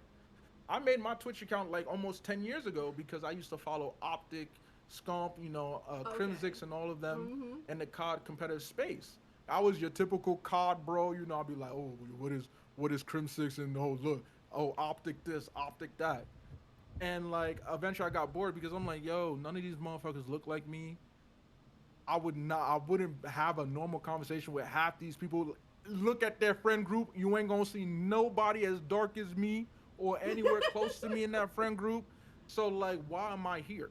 Yeah. And when I came back to Twitch in like end of 2020 and definitely 2021, I made it a mission. Like one, most of the people I would follow would be people of color. Because that's where I want to spend my attention, my support is for other people of color. It's being pro black does not mean I'm anti white. Let me just make that shit clear right There now. you go. But white folks, y'all have more than enough resources. Y'all have more than enough visibility. If anything, y'all just oversaturated. All right, that's y'all issue. But for black and people of color, discoverability, visibility, those are words that we often bring up and complain about when it comes to why is it so hard for black people to be seen and whatnot. Mhm. Well, it makes me so motherfucking happy when I get to hop on Twitch or I get to hop on Kick or I get to hop on YouTube and see who I follow or I'm subscribed to, see who's streaming. And I'm like, melanin, melanin, melanin, melanin. To some degree, melanated people all doing shit that they're really good at, but they don't get recognized about. So again, shout out to Fangirl, shout out to All Gold Queen, shout out to everybody who's building an organization, building a community, building something to Yes. put visibility on this because I know it's tough. I know it's not easy. I know the numbers don't support the shit. But the fact that people work hard to do it, people are staying up late hours to do it, gives me such confidence that, eventually, boy, they gonna have to understand they can't get rid of us. No, they can't. Baby, look. And here's the thing that they need to understand. They can't get rid of us. And when I say us, they can't get rid of the genuine experience that we bring to our communities, that we bring to stream. Like, again, if you've been to a Madhouse stream, if you've been to a Mad Misty Night stream, you know I'm chaotic. You know I'm toxic. You know I'm sick. The fact that I have WS people around who allow us to be that. I don't have to tone it down. I don't have to code switch. I don't need to code switch no more. I stopped code switching in college. I don't need to do that shit no more. That's what matters the most to me. I don't want it to be to where like, oh yeah, we're gonna bring more black people into the space, right? Like, hey, you're gonna have to tone that shit down. You know, the way you talk, I'm gonna need you to talk proper. I'm gonna need you to look a certain way. Yeah, your locks, I'm gonna put in a ponytail, make it look good or something. Do all that shit. I don't know. We we got people who embrace you for who the fuck you is. It Exactly. doesn't matter about your color. It doesn't matter about your sexuality either. And that's the best thing that I think we're starting to see more is we're starting to see a lot of organizations that are making spaces for the LGBTQ plus community because they are underrepresented as well. I Mm-hmm. mean, look, if you are a person of color and you are a member of the LGBTQ community, baby, you starting at level negative 50 already, you know. But the fact that I can come here on Twitch and see spaces that uplift both sides, and look, like I got horns coming out my head. Hold on, I got people like are that are so fucking supportive. That shit makes me so fucking happy. So the gaming industry it'll take time, it'll take work, but I actually do have the utmost confidence that it'll be at a great spot. And one look, whether they decide to run, whether they decide to accept it, embrace it, and let it happen, or whether we force it down their throats by force, they will know who the fuck we is. They will know who we are as COD players, as shooters, as Overwatch players, as Apex players, as motherfucking content creators, as vloggers. No matter what everything we touch legit turns to gold. That's just not a secret. It's not a secret. Everything we touch comes to fucking gold. But it's hard to find that gold because people don't want to pay attention to it or people don't want to shine light on it. But we got dope ass people who are doing just that, and it's so fucking exciting to witness and to be a part of. Yes. Nah, I love it. Listen, I'm here for it. I love how we're all just working in different ways, but it's all coming together. And it's just Yeah. building. It's going to keep building. But no, but thank you. Thank you for like highlighting that. Oh yeah. No, I mean it's look like it's so fucking fangirl. You're so fucking dope. Like 2 years, you created something that continues to just amaze, right?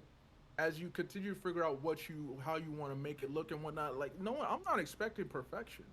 You're Mm-hmm. 2 years in the fucking game, but already in 2 years you've done more than all these other games, all these other award organizations and award shows do. You've actually highlighted people of color, you know?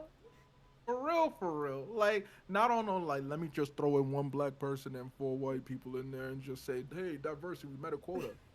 Nah, this year's award show was so dope how you guys cut it and presented it. I was like, bro, look at all the melanated content creators, not only on Twitch, but on Facebook, on Kick, on TikTok, Yes. on YouTube. Like, yo, we are every fucking where. And it's only going to get better as you continue to fine tune and get it to your true vision. Like, I ain't about no. We gotta hype that shit up. Stop playing with me. Listen, Stop playing with me. but we actually just had our first staff meeting about it going for into Hey, next year, and reading some of the feedback, it kind of hurts your heart. It hurts your heart a little look, bit, like whoo, whoo. But I had to be like, all right, come on, we gotta be open. We gotta let it in. Not if they're but just that's the attacking us, thing. just attack us. When it's good You're criticism, getting feedback. let's take Exactly. it. Exactly. Let's okay. You know what? We'll implement that. That is a good idea. How can we address that one? But it was hard. It was hard because you want to just like jump up and, Man. and defend, but you're like, no, accept it. So, And I'll say this, and this could get me in some hot water and whatnot, but I truly believe it. I saw a tweet recently that I don't know if it was someone in the content creation space or it was just some random, but it really stuck with me. Is that someone said a study needs to be done in how and why black people are just so overtly critical about other black people, but not mm, their white counterparts. you know, and I could bring up many different things, and this is me not truly like taking a stance, because at the end of the day there's stuff that I don't know behind the scenes that could change opinions and whatnot. Yeah. But let's be real. Let's use the BIPOC Streamer Awards as an example. Criticism is justified. This is year two. Of course you're not gonna have everything perfect, but if you're gonna come with some hating ass energy, some toxic negative ass energy for that, but you over here watching every other award show where you don't see black people and you be tweeting about the shit, be like, yo, how did Elden Ring win this and that? And be like, oh, where the black people that you want to support? Were they out there? I was watching that award show, and in the stands I saw a whole bunch of white people. But you busy tweeting and hashtagging and talking about, oh my God, I can't believe Elden Ring did this. I can't believe Hogwarts Legacy did this and all that stuff. But when it comes to the BIPOC awards, all of a sudden it's, oh, I only got negative. Man, they about this, that, and the other, whatever. Come on now, come on now. Like we can be constructive Yes. and positive and like firm, and then there's just like, yeah, let's just demean it because y'all trying to be like them white people. I don't even know what people's reasoning is for hating on this shit, but it gives weird energy, and it's like, look, at the same time, I'm not saying like, I'm gonna be on record. I don't support everybody black because not everybody deserves support. Yes. That, let's just be realistic about it. But one thing's for sure, if someone is trying to do something for the culture, one thing I'm not about to do is tear it down. Unless they're like the old boy from Atlanta who has that New Orleans restaurant who be scamming people. That's different. That's it. I don't support that. But if you're doing something like what All Gold Queen is doing, what Fangirl is doing, and you find issue with it, you find ways to complain about it, I got 3 words. I don't know if I can say it on stream though. But I don't know. SMD. And then you know what? Let me throw in some other words. FTB. You feel me? And I'm Nigerian, so you can find out what it is any day of the week. You understand? But in all seriousness, like, look, I'm super excited. Like, yes, I know, I can imagine that the feedback definitely hurt and stung, but I'm really excited for how year 3 is gonna look, Oh, yeah. because year 2 impressed me. Year 1 was dope. Year 2 was better. I know year 3 is gonna be even better, and at some point, it's gonna be perfection. It's gonna be right where you want it to be, right where everybody's really satisfied. But it's gonna take some time, Oh, and yeah, I don't it's know gonna why take people us- don't want to be patient now. Yeah, yeah, because what You got these award shows that have been going on for 20 years, and now a thing that's 2 years old, all of a sudden we should hold them to the same standard as the 20-year-old company even though that they got be all the messing up big on the 20 signings. year, they be having problems. They be messing They be, up. boy, ain't old boy talk about Bill Clinton and his rabbi getting shot at the Games Award in Germany? How long they been doing that shit? They got money, right? They in Germany, right? Yeah. Come on now, don't be expecting perfection from people who you don't even ask it from. Come on now. There you go. There you go. Okay, so heavy hitting question now. Hit me. Favorite game of all time. It could be a tabletop. It could be a card game. It could be a board game. It could be anything. It doesn't have to be just a video game. Oh, that's easy. It could be hide and seek outside. Whatever. Favorite That's game easy. of all time. If you gotta do a top 5, we totally understand.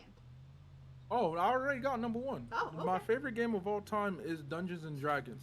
And it's so funny that I mentioned that because I never played Dungeons and Dragons until the pandemic. Um, the country shut down. I was in California. Look, my years in California, I didn't really have too much of a social life outside of the internet. Mm-hmm. Like, I just kept to myself and whatnot. And so when the country went down, I got bored. Like, I wasn't really playing video games like that.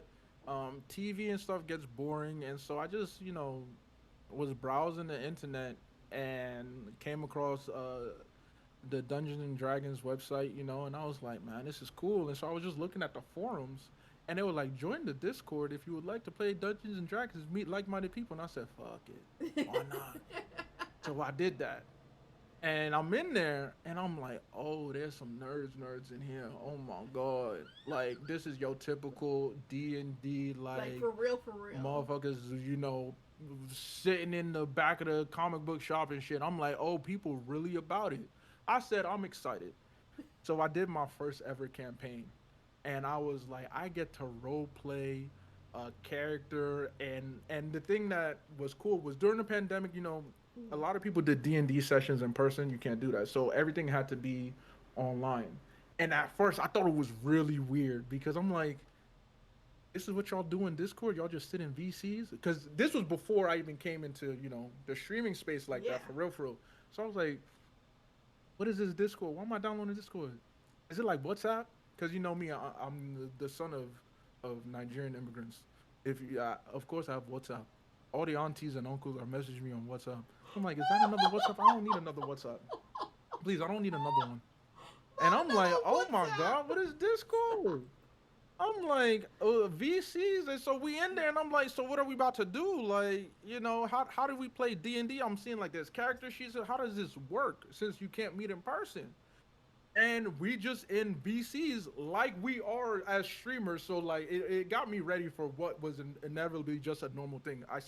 I spend most of my days just chilling in Discord in some form or fashion, while I Mhm. work and whatnot, and it was just so fun getting to role play a character, getting to create a character from scratch. Because again, I'm a storyteller, so this allowed me to just practice that. Some of the characters I've made during my D&D journey are characters based off of my short stories. So I get to like reenact my characters, Nice. kind of bring them to life, and see how I fuck with them. And it allowed for so much creativity to the point where I was like, "Yo, let me be a dungeon master." And one thing Wow. about me, like I said, I have a problem with authority. If you tell me what to do, 9 times out of 10, I'm purposely going to do it differently from how you said it. Because there's something about telling me what to do, and my brain just being like, nah. No, I feel So you. I feel you on with that. Dungeons and Dragons, exactly with Dungeons and Dragons, when it comes to running a campaign, more often than not, people are going to be like, yo, here's a story, here's a typical campaign, this is what you act to. So they have guidelines and rules. Baby, I don't give a fuck about all that. I play Dungeons and Dragons. I don't know nothing about no D&D lore, baby. I don't give a damn. D&D is just the sandbox. Let me bring my own sand. So, as a DM, I like to create original stories, original stuff. The only time I really consult any of the player handbook is for the basic rules, of attacking, or if I need inspiration for a character or a monster that I then remix. But Dungeons and Dragons definitely allowed me to really get into my creative bag, and so honestly, that's my favorite game of all time. Even though I don't play anymore because like it is time consuming. I've never finished a campaign. That's the unfortunate thing about Dungeons and Dragons is that uh, scheduling becomes a thing. Scheduling becomes an issue. Not everybody can meet up. Life happens. People Yes. move, stuff like that. But shit, Grant Sounds. I know. When I came to the streaming space, I got so excited to see someone like Grant Sounds incorporate that with his stream. I was so excited to see other people like Critical Role, like they stream this shit. It's so dope, and so much so I wanted to bring it onto my stream at some point. But it is again, it's time consuming, it's all that stuff. But it's really, really fucking fun. Well, It just allows you to be creative. like Diesel Shot, who just came in earlier, who's in the process of making their own TTRPG. Um, Oh, we love that. I've done two one shots with them. So listen, whenever Nice. you want to DM a one shot, because I'm not doing no campaign. Oh, Ain't never gonna oh happen. yeah, nah, One shots. nah. I'm I here feel you. for a few hours. We have a set thing that we gotta set task that we gotta achieve by the end. We do a little bit of fighting. Them one shots be fun. I'm Them one I'm shots here be for some fun. one shots. I have the same character. Her name is Calypso. She's a warrior angler. My brother wrote her whole backstory, and I just modify her to whatever game we're playing. And then she does have a No, Pegasus, but like we modify her to fit whatever. So when I you're love ready, my one shots for sure. not Yeah, she bossy, it's don't do it. Kwanzaa, be it's fun. quiet. Alvita, thank you so much for the sub. I appreciate that. But yeah, so we're gonna set it up. Alicia No Keys, hey cuz. Oh hey, oh hey. Aces, Um, aces.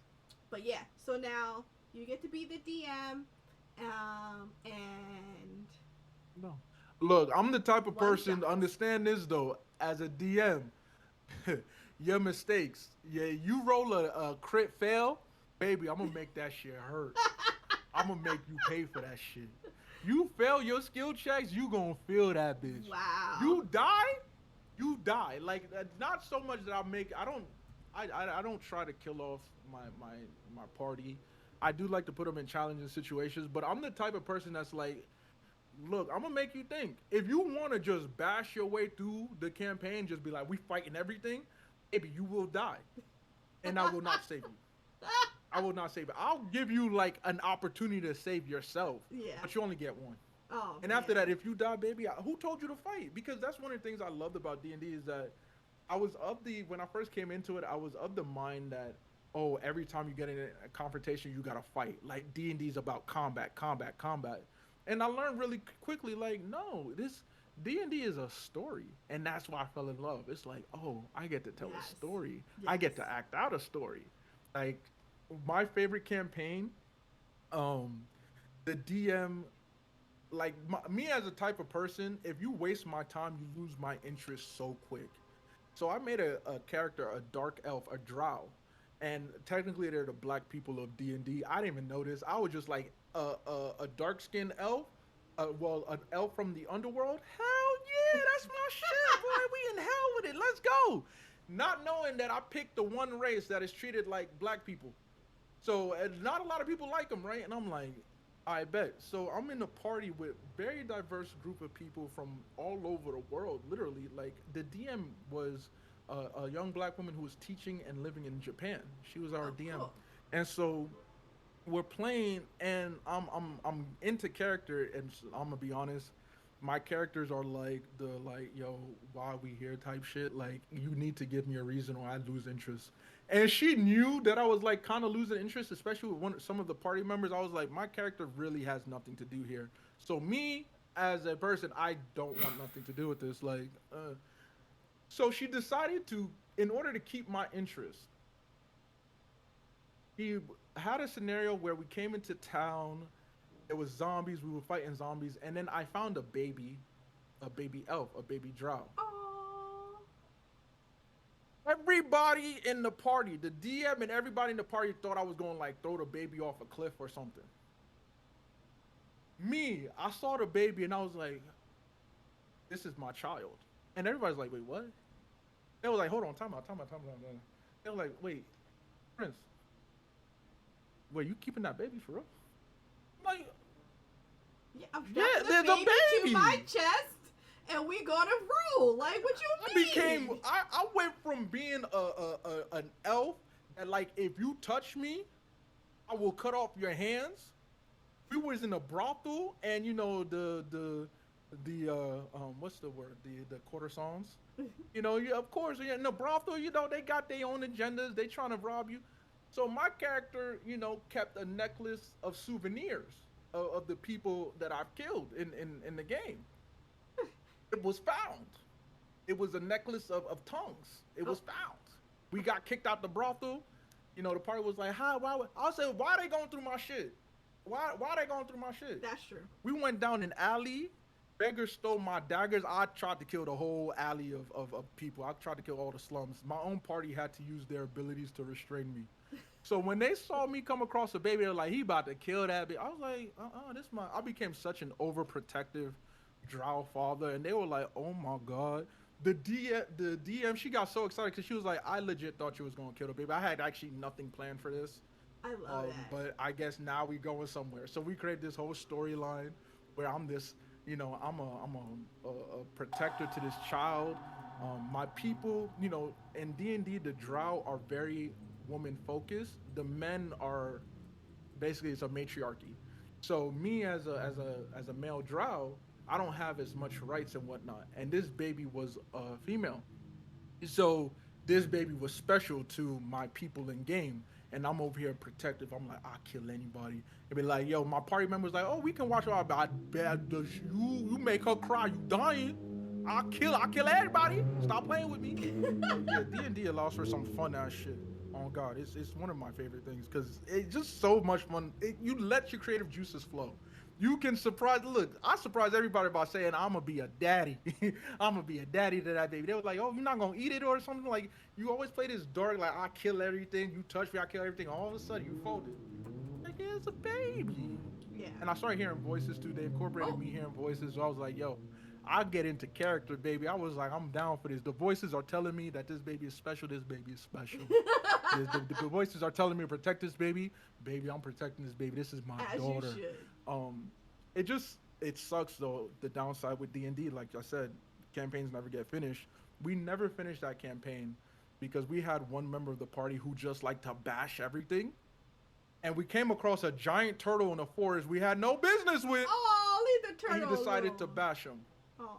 He decided to like let's fight that thing. And me again, I have a baby, a daughter.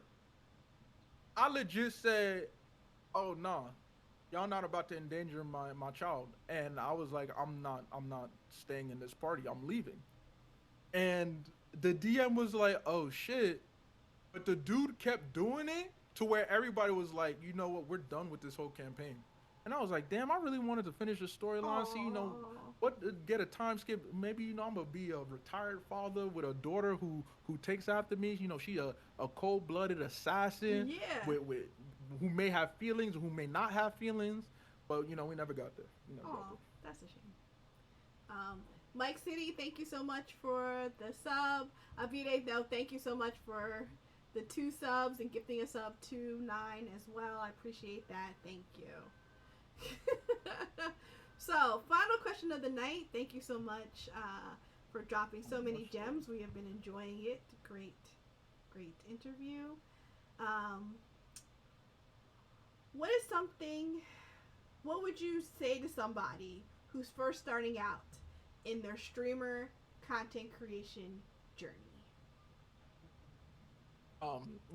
it's simple.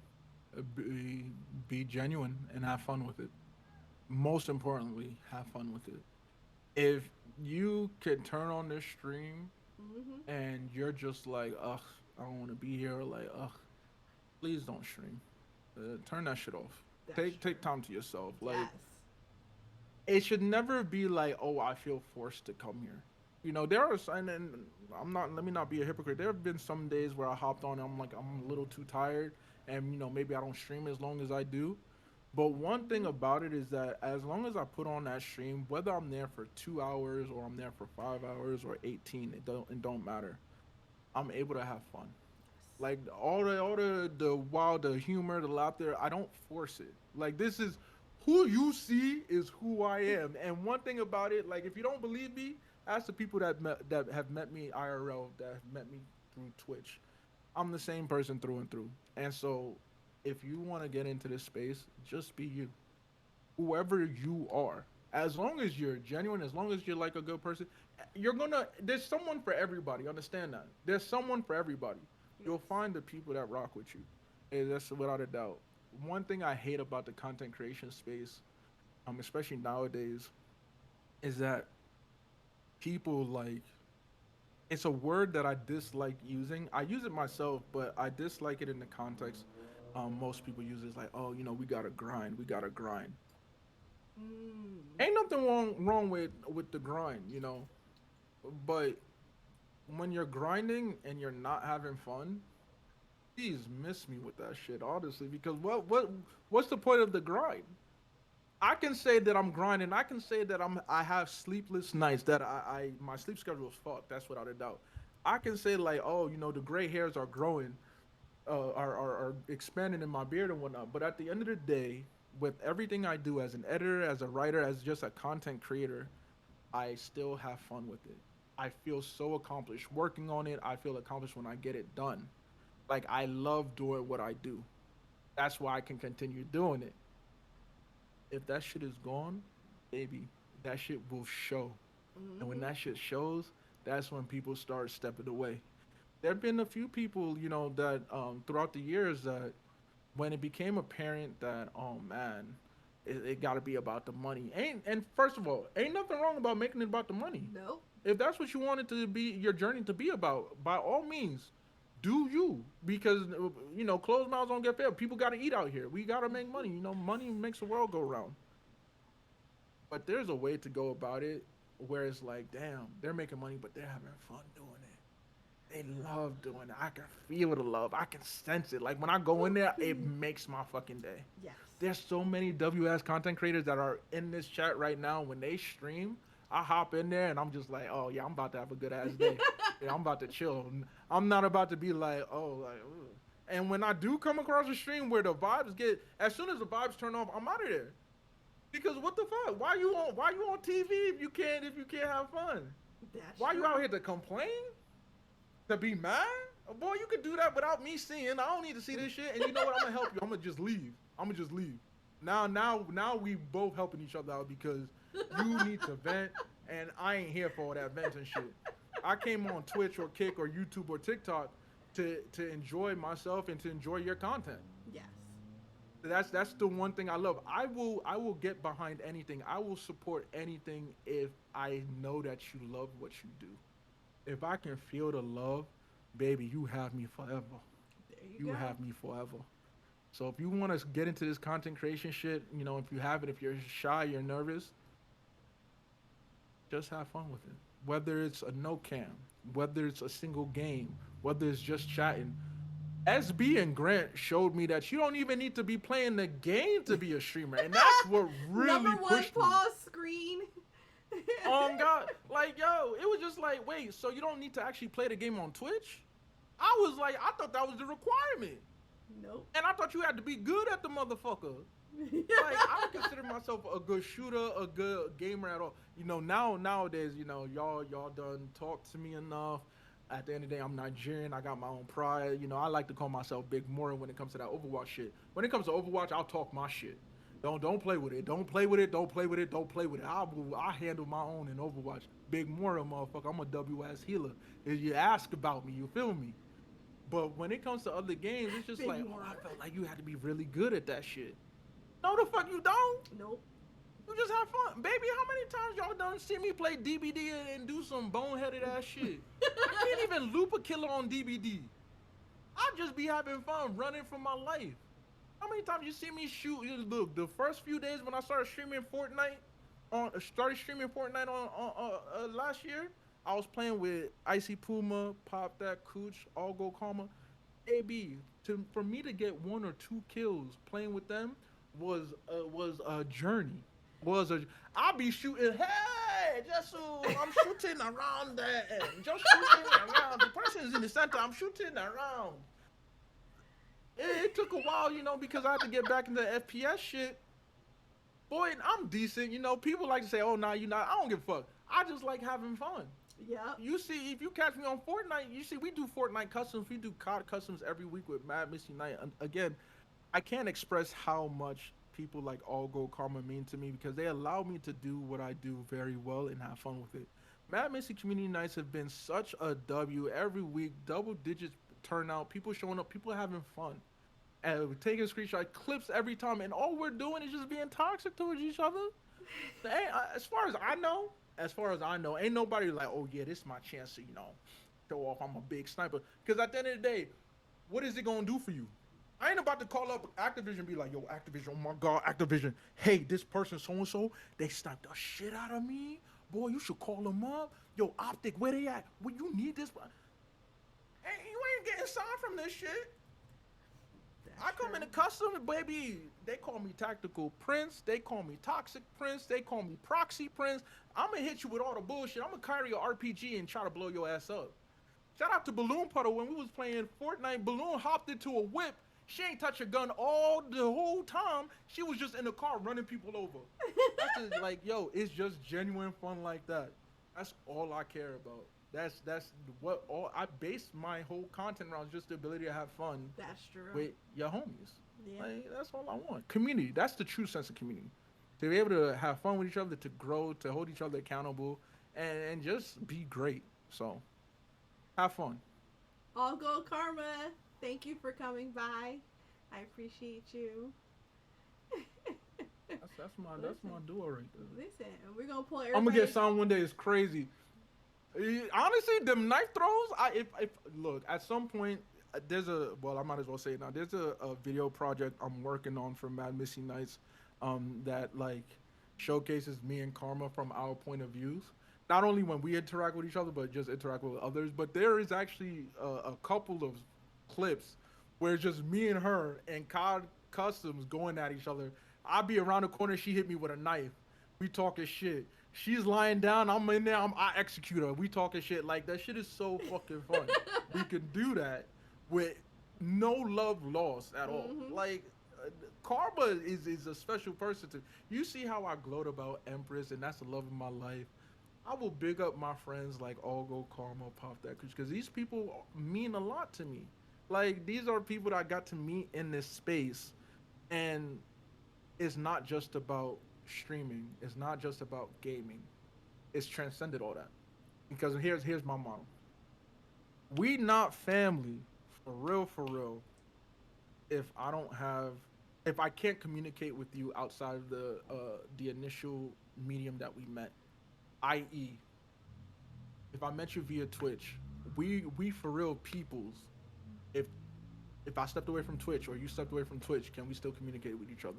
Yes. If we could communicate with each other in like Discord, bam, that's it. We got each other's numbers, bam. Social media, bam. We meet each other in real life, we forever. You feel me? Yep. Family. But like, yo, all that shit is just these people. I haven't even met Karma yet, but me and Karma communicate in so many different ways. That's like, and also it means a lot that she shares a birthday with my father. So it just seems like Aw. destiny at that point. Yeah. It just seems like destiny. You share a birthday with someone in my family, like blood, for the most part, you gonna have a special place in my heart, and I'll go Karma is one of them. And honestly, a lot of the shit that I do on stream, if I was to name like the people who help make my stream go, especially as I get closer to 2 years, I'd be remiss one if I don't mention Empress.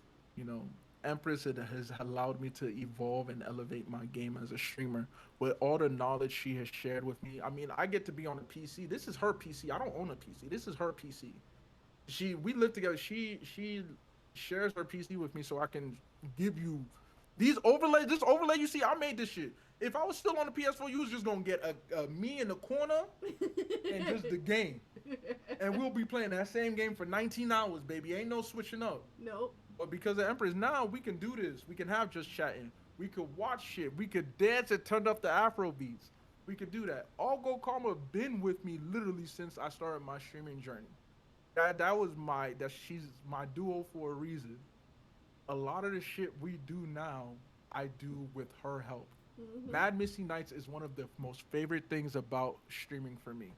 Because me and her will, even if it's the only thing we do that week, me and her will get together, we'll turn on the stream, however many hours, we play in the game, people pull up to play with us, it's always a vibe. You know? That's just how it is. Pop That Cooch. Pop That Cooch has helped me so much behind the scenes. Like, she gives me such good advice. And she always be like, I know you didn't ask. I'm like, baby, you is my big sis. You is my Mm-hmm. business manager. All unsolicited advice is preferred, and she's always put me on game. So like there's so many C0074GD, Corner Store Kev, Cali Sensei, Extra Pretty Chatty. Those are some of my day ones. Angela Dottie Dot. When I first turned on that affiliate stream, Mm-hmm. 007, Extra Pretty Chatty, Angela Dottie Dottie, they were the first three people to say something in that stream and to immediately sub. I love And that. they've been subs since. Like me, the subs don't really matter, but they've been like there with me since the beginning. Like there's so many people I haven't even named, that I've probably named earlier in stream or that have yet to be named. There's just so many people and I will be here forever at that point. So many people I can just say thank you to, because like I don't get to be where I'm at if it's Mm-hmm. not for y'all believing in me, y'all supporting me, y'all seeing something in me that I may not have paid attention to or may not have noticed, and y'all pushing me to be a better person, better content creator. Like a lot of the stuff that I do now, just last year, I wouldn't have thought about it.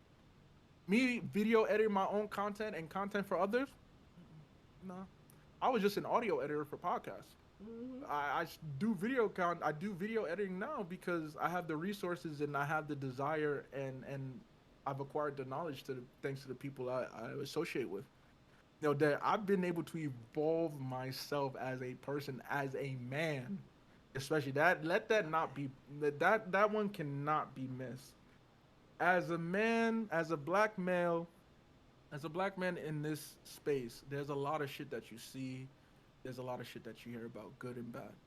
When it comes to dealing with other men, when it comes to dealing with women, when it comes to dealing with whoever, however they may identify. Mm-hmm. And one thing's for sure, I've learned how to treat people better. I've learned how to what I don't want to how I don't want to treat others. It's been always a constant learning experience, and I've been able to grow, and that doesn't happen without y'all. So I'm super appreciative for y'all motherfuckers for real, for real. Nah, listen, I might not have sold that first stream, but I have seen the stream evolve over the years. I have watched it Yeah. happen. So, nah, I love, like, listen, you drop gems. That's amazing. Nah, I appreciate that. Magic, I see you in the chat. Appreciate you for being here. Um, but yeah, no. But thank you. Like, listen, you was dropping Oh, yeah. gems, y'all. If y'all not following Prince, I don't know what y'all doing. Okay? Um, And I'm gonna say this again since Karma's in the chat, and like when I mentioned this, it was Karma's birthday. It was lit. But I wasn't joking. Like when I say Olgo Karma is a very special person to me, that's gonna be at my wedding to Empress. I already have my best man. It's my best friend since high school, right? It's Rican, but it's my own wedding, so I'm having a best woman too. All Gold Karma is gonna be my best I woman. love Like that. it's without a doubt. I have yet to meet this woman. I've met other people close to me. I have yet to meet her. But even if the first time I meet her is around the wedding, that's my best woman. If the first day of us meeting is wedding day. Look, I don't care. I don't care. It's gonna be a fun ass day because we gonna celebrate a special moment together anyway. So, again, a lot of people mean so much to me. Like these are people that I plan to invite to my wedding. These are people I plan to invite to the christening of my first child if I'm blessed to have kids and shit like that. These are people I want in my life outside of just streaming. Because at the end of the day, out of everything I do, streaming is actually like the one that I will ask if I need to make space or room for anything else. Mm-hmm. Streaming is the one thing because, as I mentioned earlier, I've been content creating longer than I've been streaming. Streaming is cool and all, but content creation, I've been doing that before. Yes. And I prefer to be behind the scenes with it anyway. So, look, the whole streaming journey has just been a fun ride, all in all. If it gets me somewhere, that's dope. If it doesn't, it's gotten me somewhere actually. So I can't even say that. It has definitely got me to places and access to avenues I never really thought I would have access to. So I'm appreciative for all of it. And if when I call you family, when I call you friends, I mean that sincerely. Because again, as you guys saw before Spooktober started, I started cutting down streams. Work and other priorities have taken over. I got other stuff Listen. that I want to focus on. Mm-hmm. And yet, despite that, y'all still fucking with me. Y'all still pull up, even if I only stream once or twice a week. But I'm also doing a lot of things behind the scenes with some of those people that you watch stream. Me and Karma always working on something behind the scene. Karma got her own thing going on that she been working on. I got my own thing going on, and we got stuff going on together. Like, yo, there's a lot of stuff we be doing. Like these people that I associate with, we movers and shakers, baby. I don't associate myself with stagnant ass people. If I associate with you, just know that I view you as a mover and a shaker. There you Like go. you was doing big things or you was going to do big things. I don't associate myself with people that is stagnant. Cause look, with me, again, if everything stays the same, I get bored really quickly. I get bored really quickly. And with people, I drop you like a motherfucking dime if you stagnant. Like you gotta look. What is it here for? I'm here to watch the same fucking movie? No, I'm here to see growth. I'm here to see development. I'm here to push you like you push me. Like, yo, everybody says iron sharpens iron, but that's the facts. Mm. That's the facts. There you go. Yo, what's the point if you don't influence me in a positive way and I don't influence you in a positive way? I'm not saying that it needs to be transactional, but in my opinion, meaningful relationships are symbiotic. There's benefits for both parties. Like it's just natural benefits. Whether using let me use shit. Let me use Empress as an example. Like yes, we're romantically involved, but it's much more than that. Mm-hmm. She helps keep me grounded. She helps me view things in a different way than I normally do because I'm chaotic, I'm toxic, but I also see stuff, ideally in black and white. It's either this or it's that. She helps me kind of see the in between. But at the same time, I also influence her in different ways. It just continues to go as long as it's productive, as long as it's positive. So hey, if I associate with you, baby, don't worry, you doing your thing, and I'm here for the ride. I'm here to enjoy it. I'm here to celebrate you. I'm here to support you, baby. Show out, show them what you about. That's all it is. There you go. Nah, nah, that's amazing. No, thank you so much. Any final thoughts? I love y'all. Okay. And yeah, big shout out to y'all. Make sure you follow Fangirl. Make sure you support her. The people I've mentioned. If you don't follow them or you don't know them already, you should definitely get to know them. And Mm-hmm. just a big thank you because Fangirl, like, not gonna lie, when you hit me up and was like, "You ready for Game of Corn?" I was like, "Mama, I made it. Mama, I made it. Mama, I made it. Not Mama, I Mama, I made made it it. to season 2 of the Gamer Corner." Oh, I said, look. So when it comes to stuff like this, I never like volunteering myself because it's not a matter of like lack of confidence.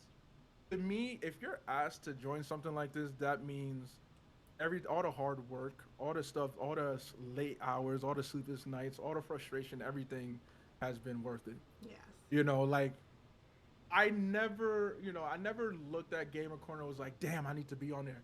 I love what you were doing. I was like, yo, these are people who deserve to be elevated because they got shit going on. Me, I can say I'm arrogant and whatnot, but I have my moments where I just like am completely modest and humble. And when it comes to stuff like this, that's where I'm like most modest because I don't feel I've done enough yet. Yet Mm-hmm. I feel like everything I want to do is still to come, and that's when that drops, then yeah, like accept your praises and whatnot. But when you asked me to do this, I said, "Oh shit, oh yeah, mama, mama, look, I almost called up my mama and was like, hey, look, you better turn on your TV. Your son about to be interviewed by Fangirl Review. Like, she been content creating for 10 plus years. You know what that means? Season 2, episode 4, baby. Like, hey, look, this shit lit." But yeah, so I'm appreciative. Thank you, Fangirl, for having me. Thank you to everybody for pulling up, and thank you for supporting. It really does mean a lot. Whether you retweeted it, whether you put up, it really does mean a lot because one of the things that I think gets lost is that not that everybody seeks validation, but it's just good to know that people recognize what you're doing Yes. because sometimes it just reminds you like, oh shit, yeah, keep going, or oh shit, like damn, this gave me further motivation, or like, oh, you're enjoying it, I'm enjoying it too, wow, awesome, like this is something we could bond over. Shit like that is so fucking dope. So to be on this platform here, hell motherfucking yeah, hell motherfucking yeah. I love it. Now, thank you. No, sincerely, thank you so much for agreeing to be on here and be part of Gamer Corner, season 2, episode 4. Hell yeah. I appreciate you. Hell I yeah. do. Okay, as always, the streamer guides the raid. So, who are we What the sharing the community with? who we sharing? Look, I got my list up. Let me see. Mm-hmm. Shit. Like I said, it's Spooktober, baby. We gonna send all that love. We gonna send that love to Captain Trips because he's playing Alan Wake. Actually, no, no, no, no, no, no, no, no, no. There's actually a special person I do want to raid. I do want to raid. Let me give you the name. Let me give you the name because this person, I love this person, and they be mad chill with it. Yeah. So let me get Write that their name name. into the Copy. chat. Yep. Your chat or your Discord chat? My chat. Okay, blah, blah, blah.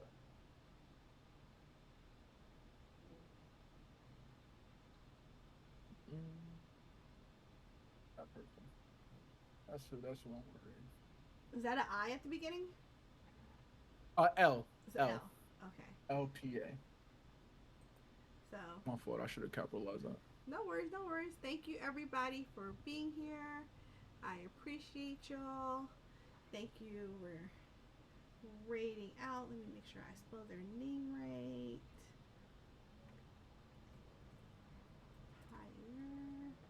Okay, there it goes. Mega Man Battle. Okay, so thank you, everybody. I appreciate you guys for being here. Again, thank you, Prince, for agreeing to be on Gamer Corner. We had a good time. We've No, learned a lot. I'm never gonna tell you no, fangirl. Never gonna tell you no. I think everybody says that. Like, no. Everybody says that. I mean, like the only time I'll tell you no is if it conflicts with anything related to Empress, and at that point, she trumps everything. So like, Totally if understand it that. interferes, look, I beg. Listen, and I'm out. and then like I said, Empress trumps you. So if she calls on me to do something, be like, okay, sorry, Prince. That's crazy. That's crazy, fangirl, because you know me longer. That's I know. real crazy, bro. I know, it's A wild. lot of y'all have It's switched up wild. on me for Empress. I know. It's okay though. It's wild. I'ma remember. Okay. I'ma remember. Do that. All right, y'all. It's been real. It's been fun. Until we meet again, let's hit this raid button. Raid out. Raid out. Let's see. Make sure we connect.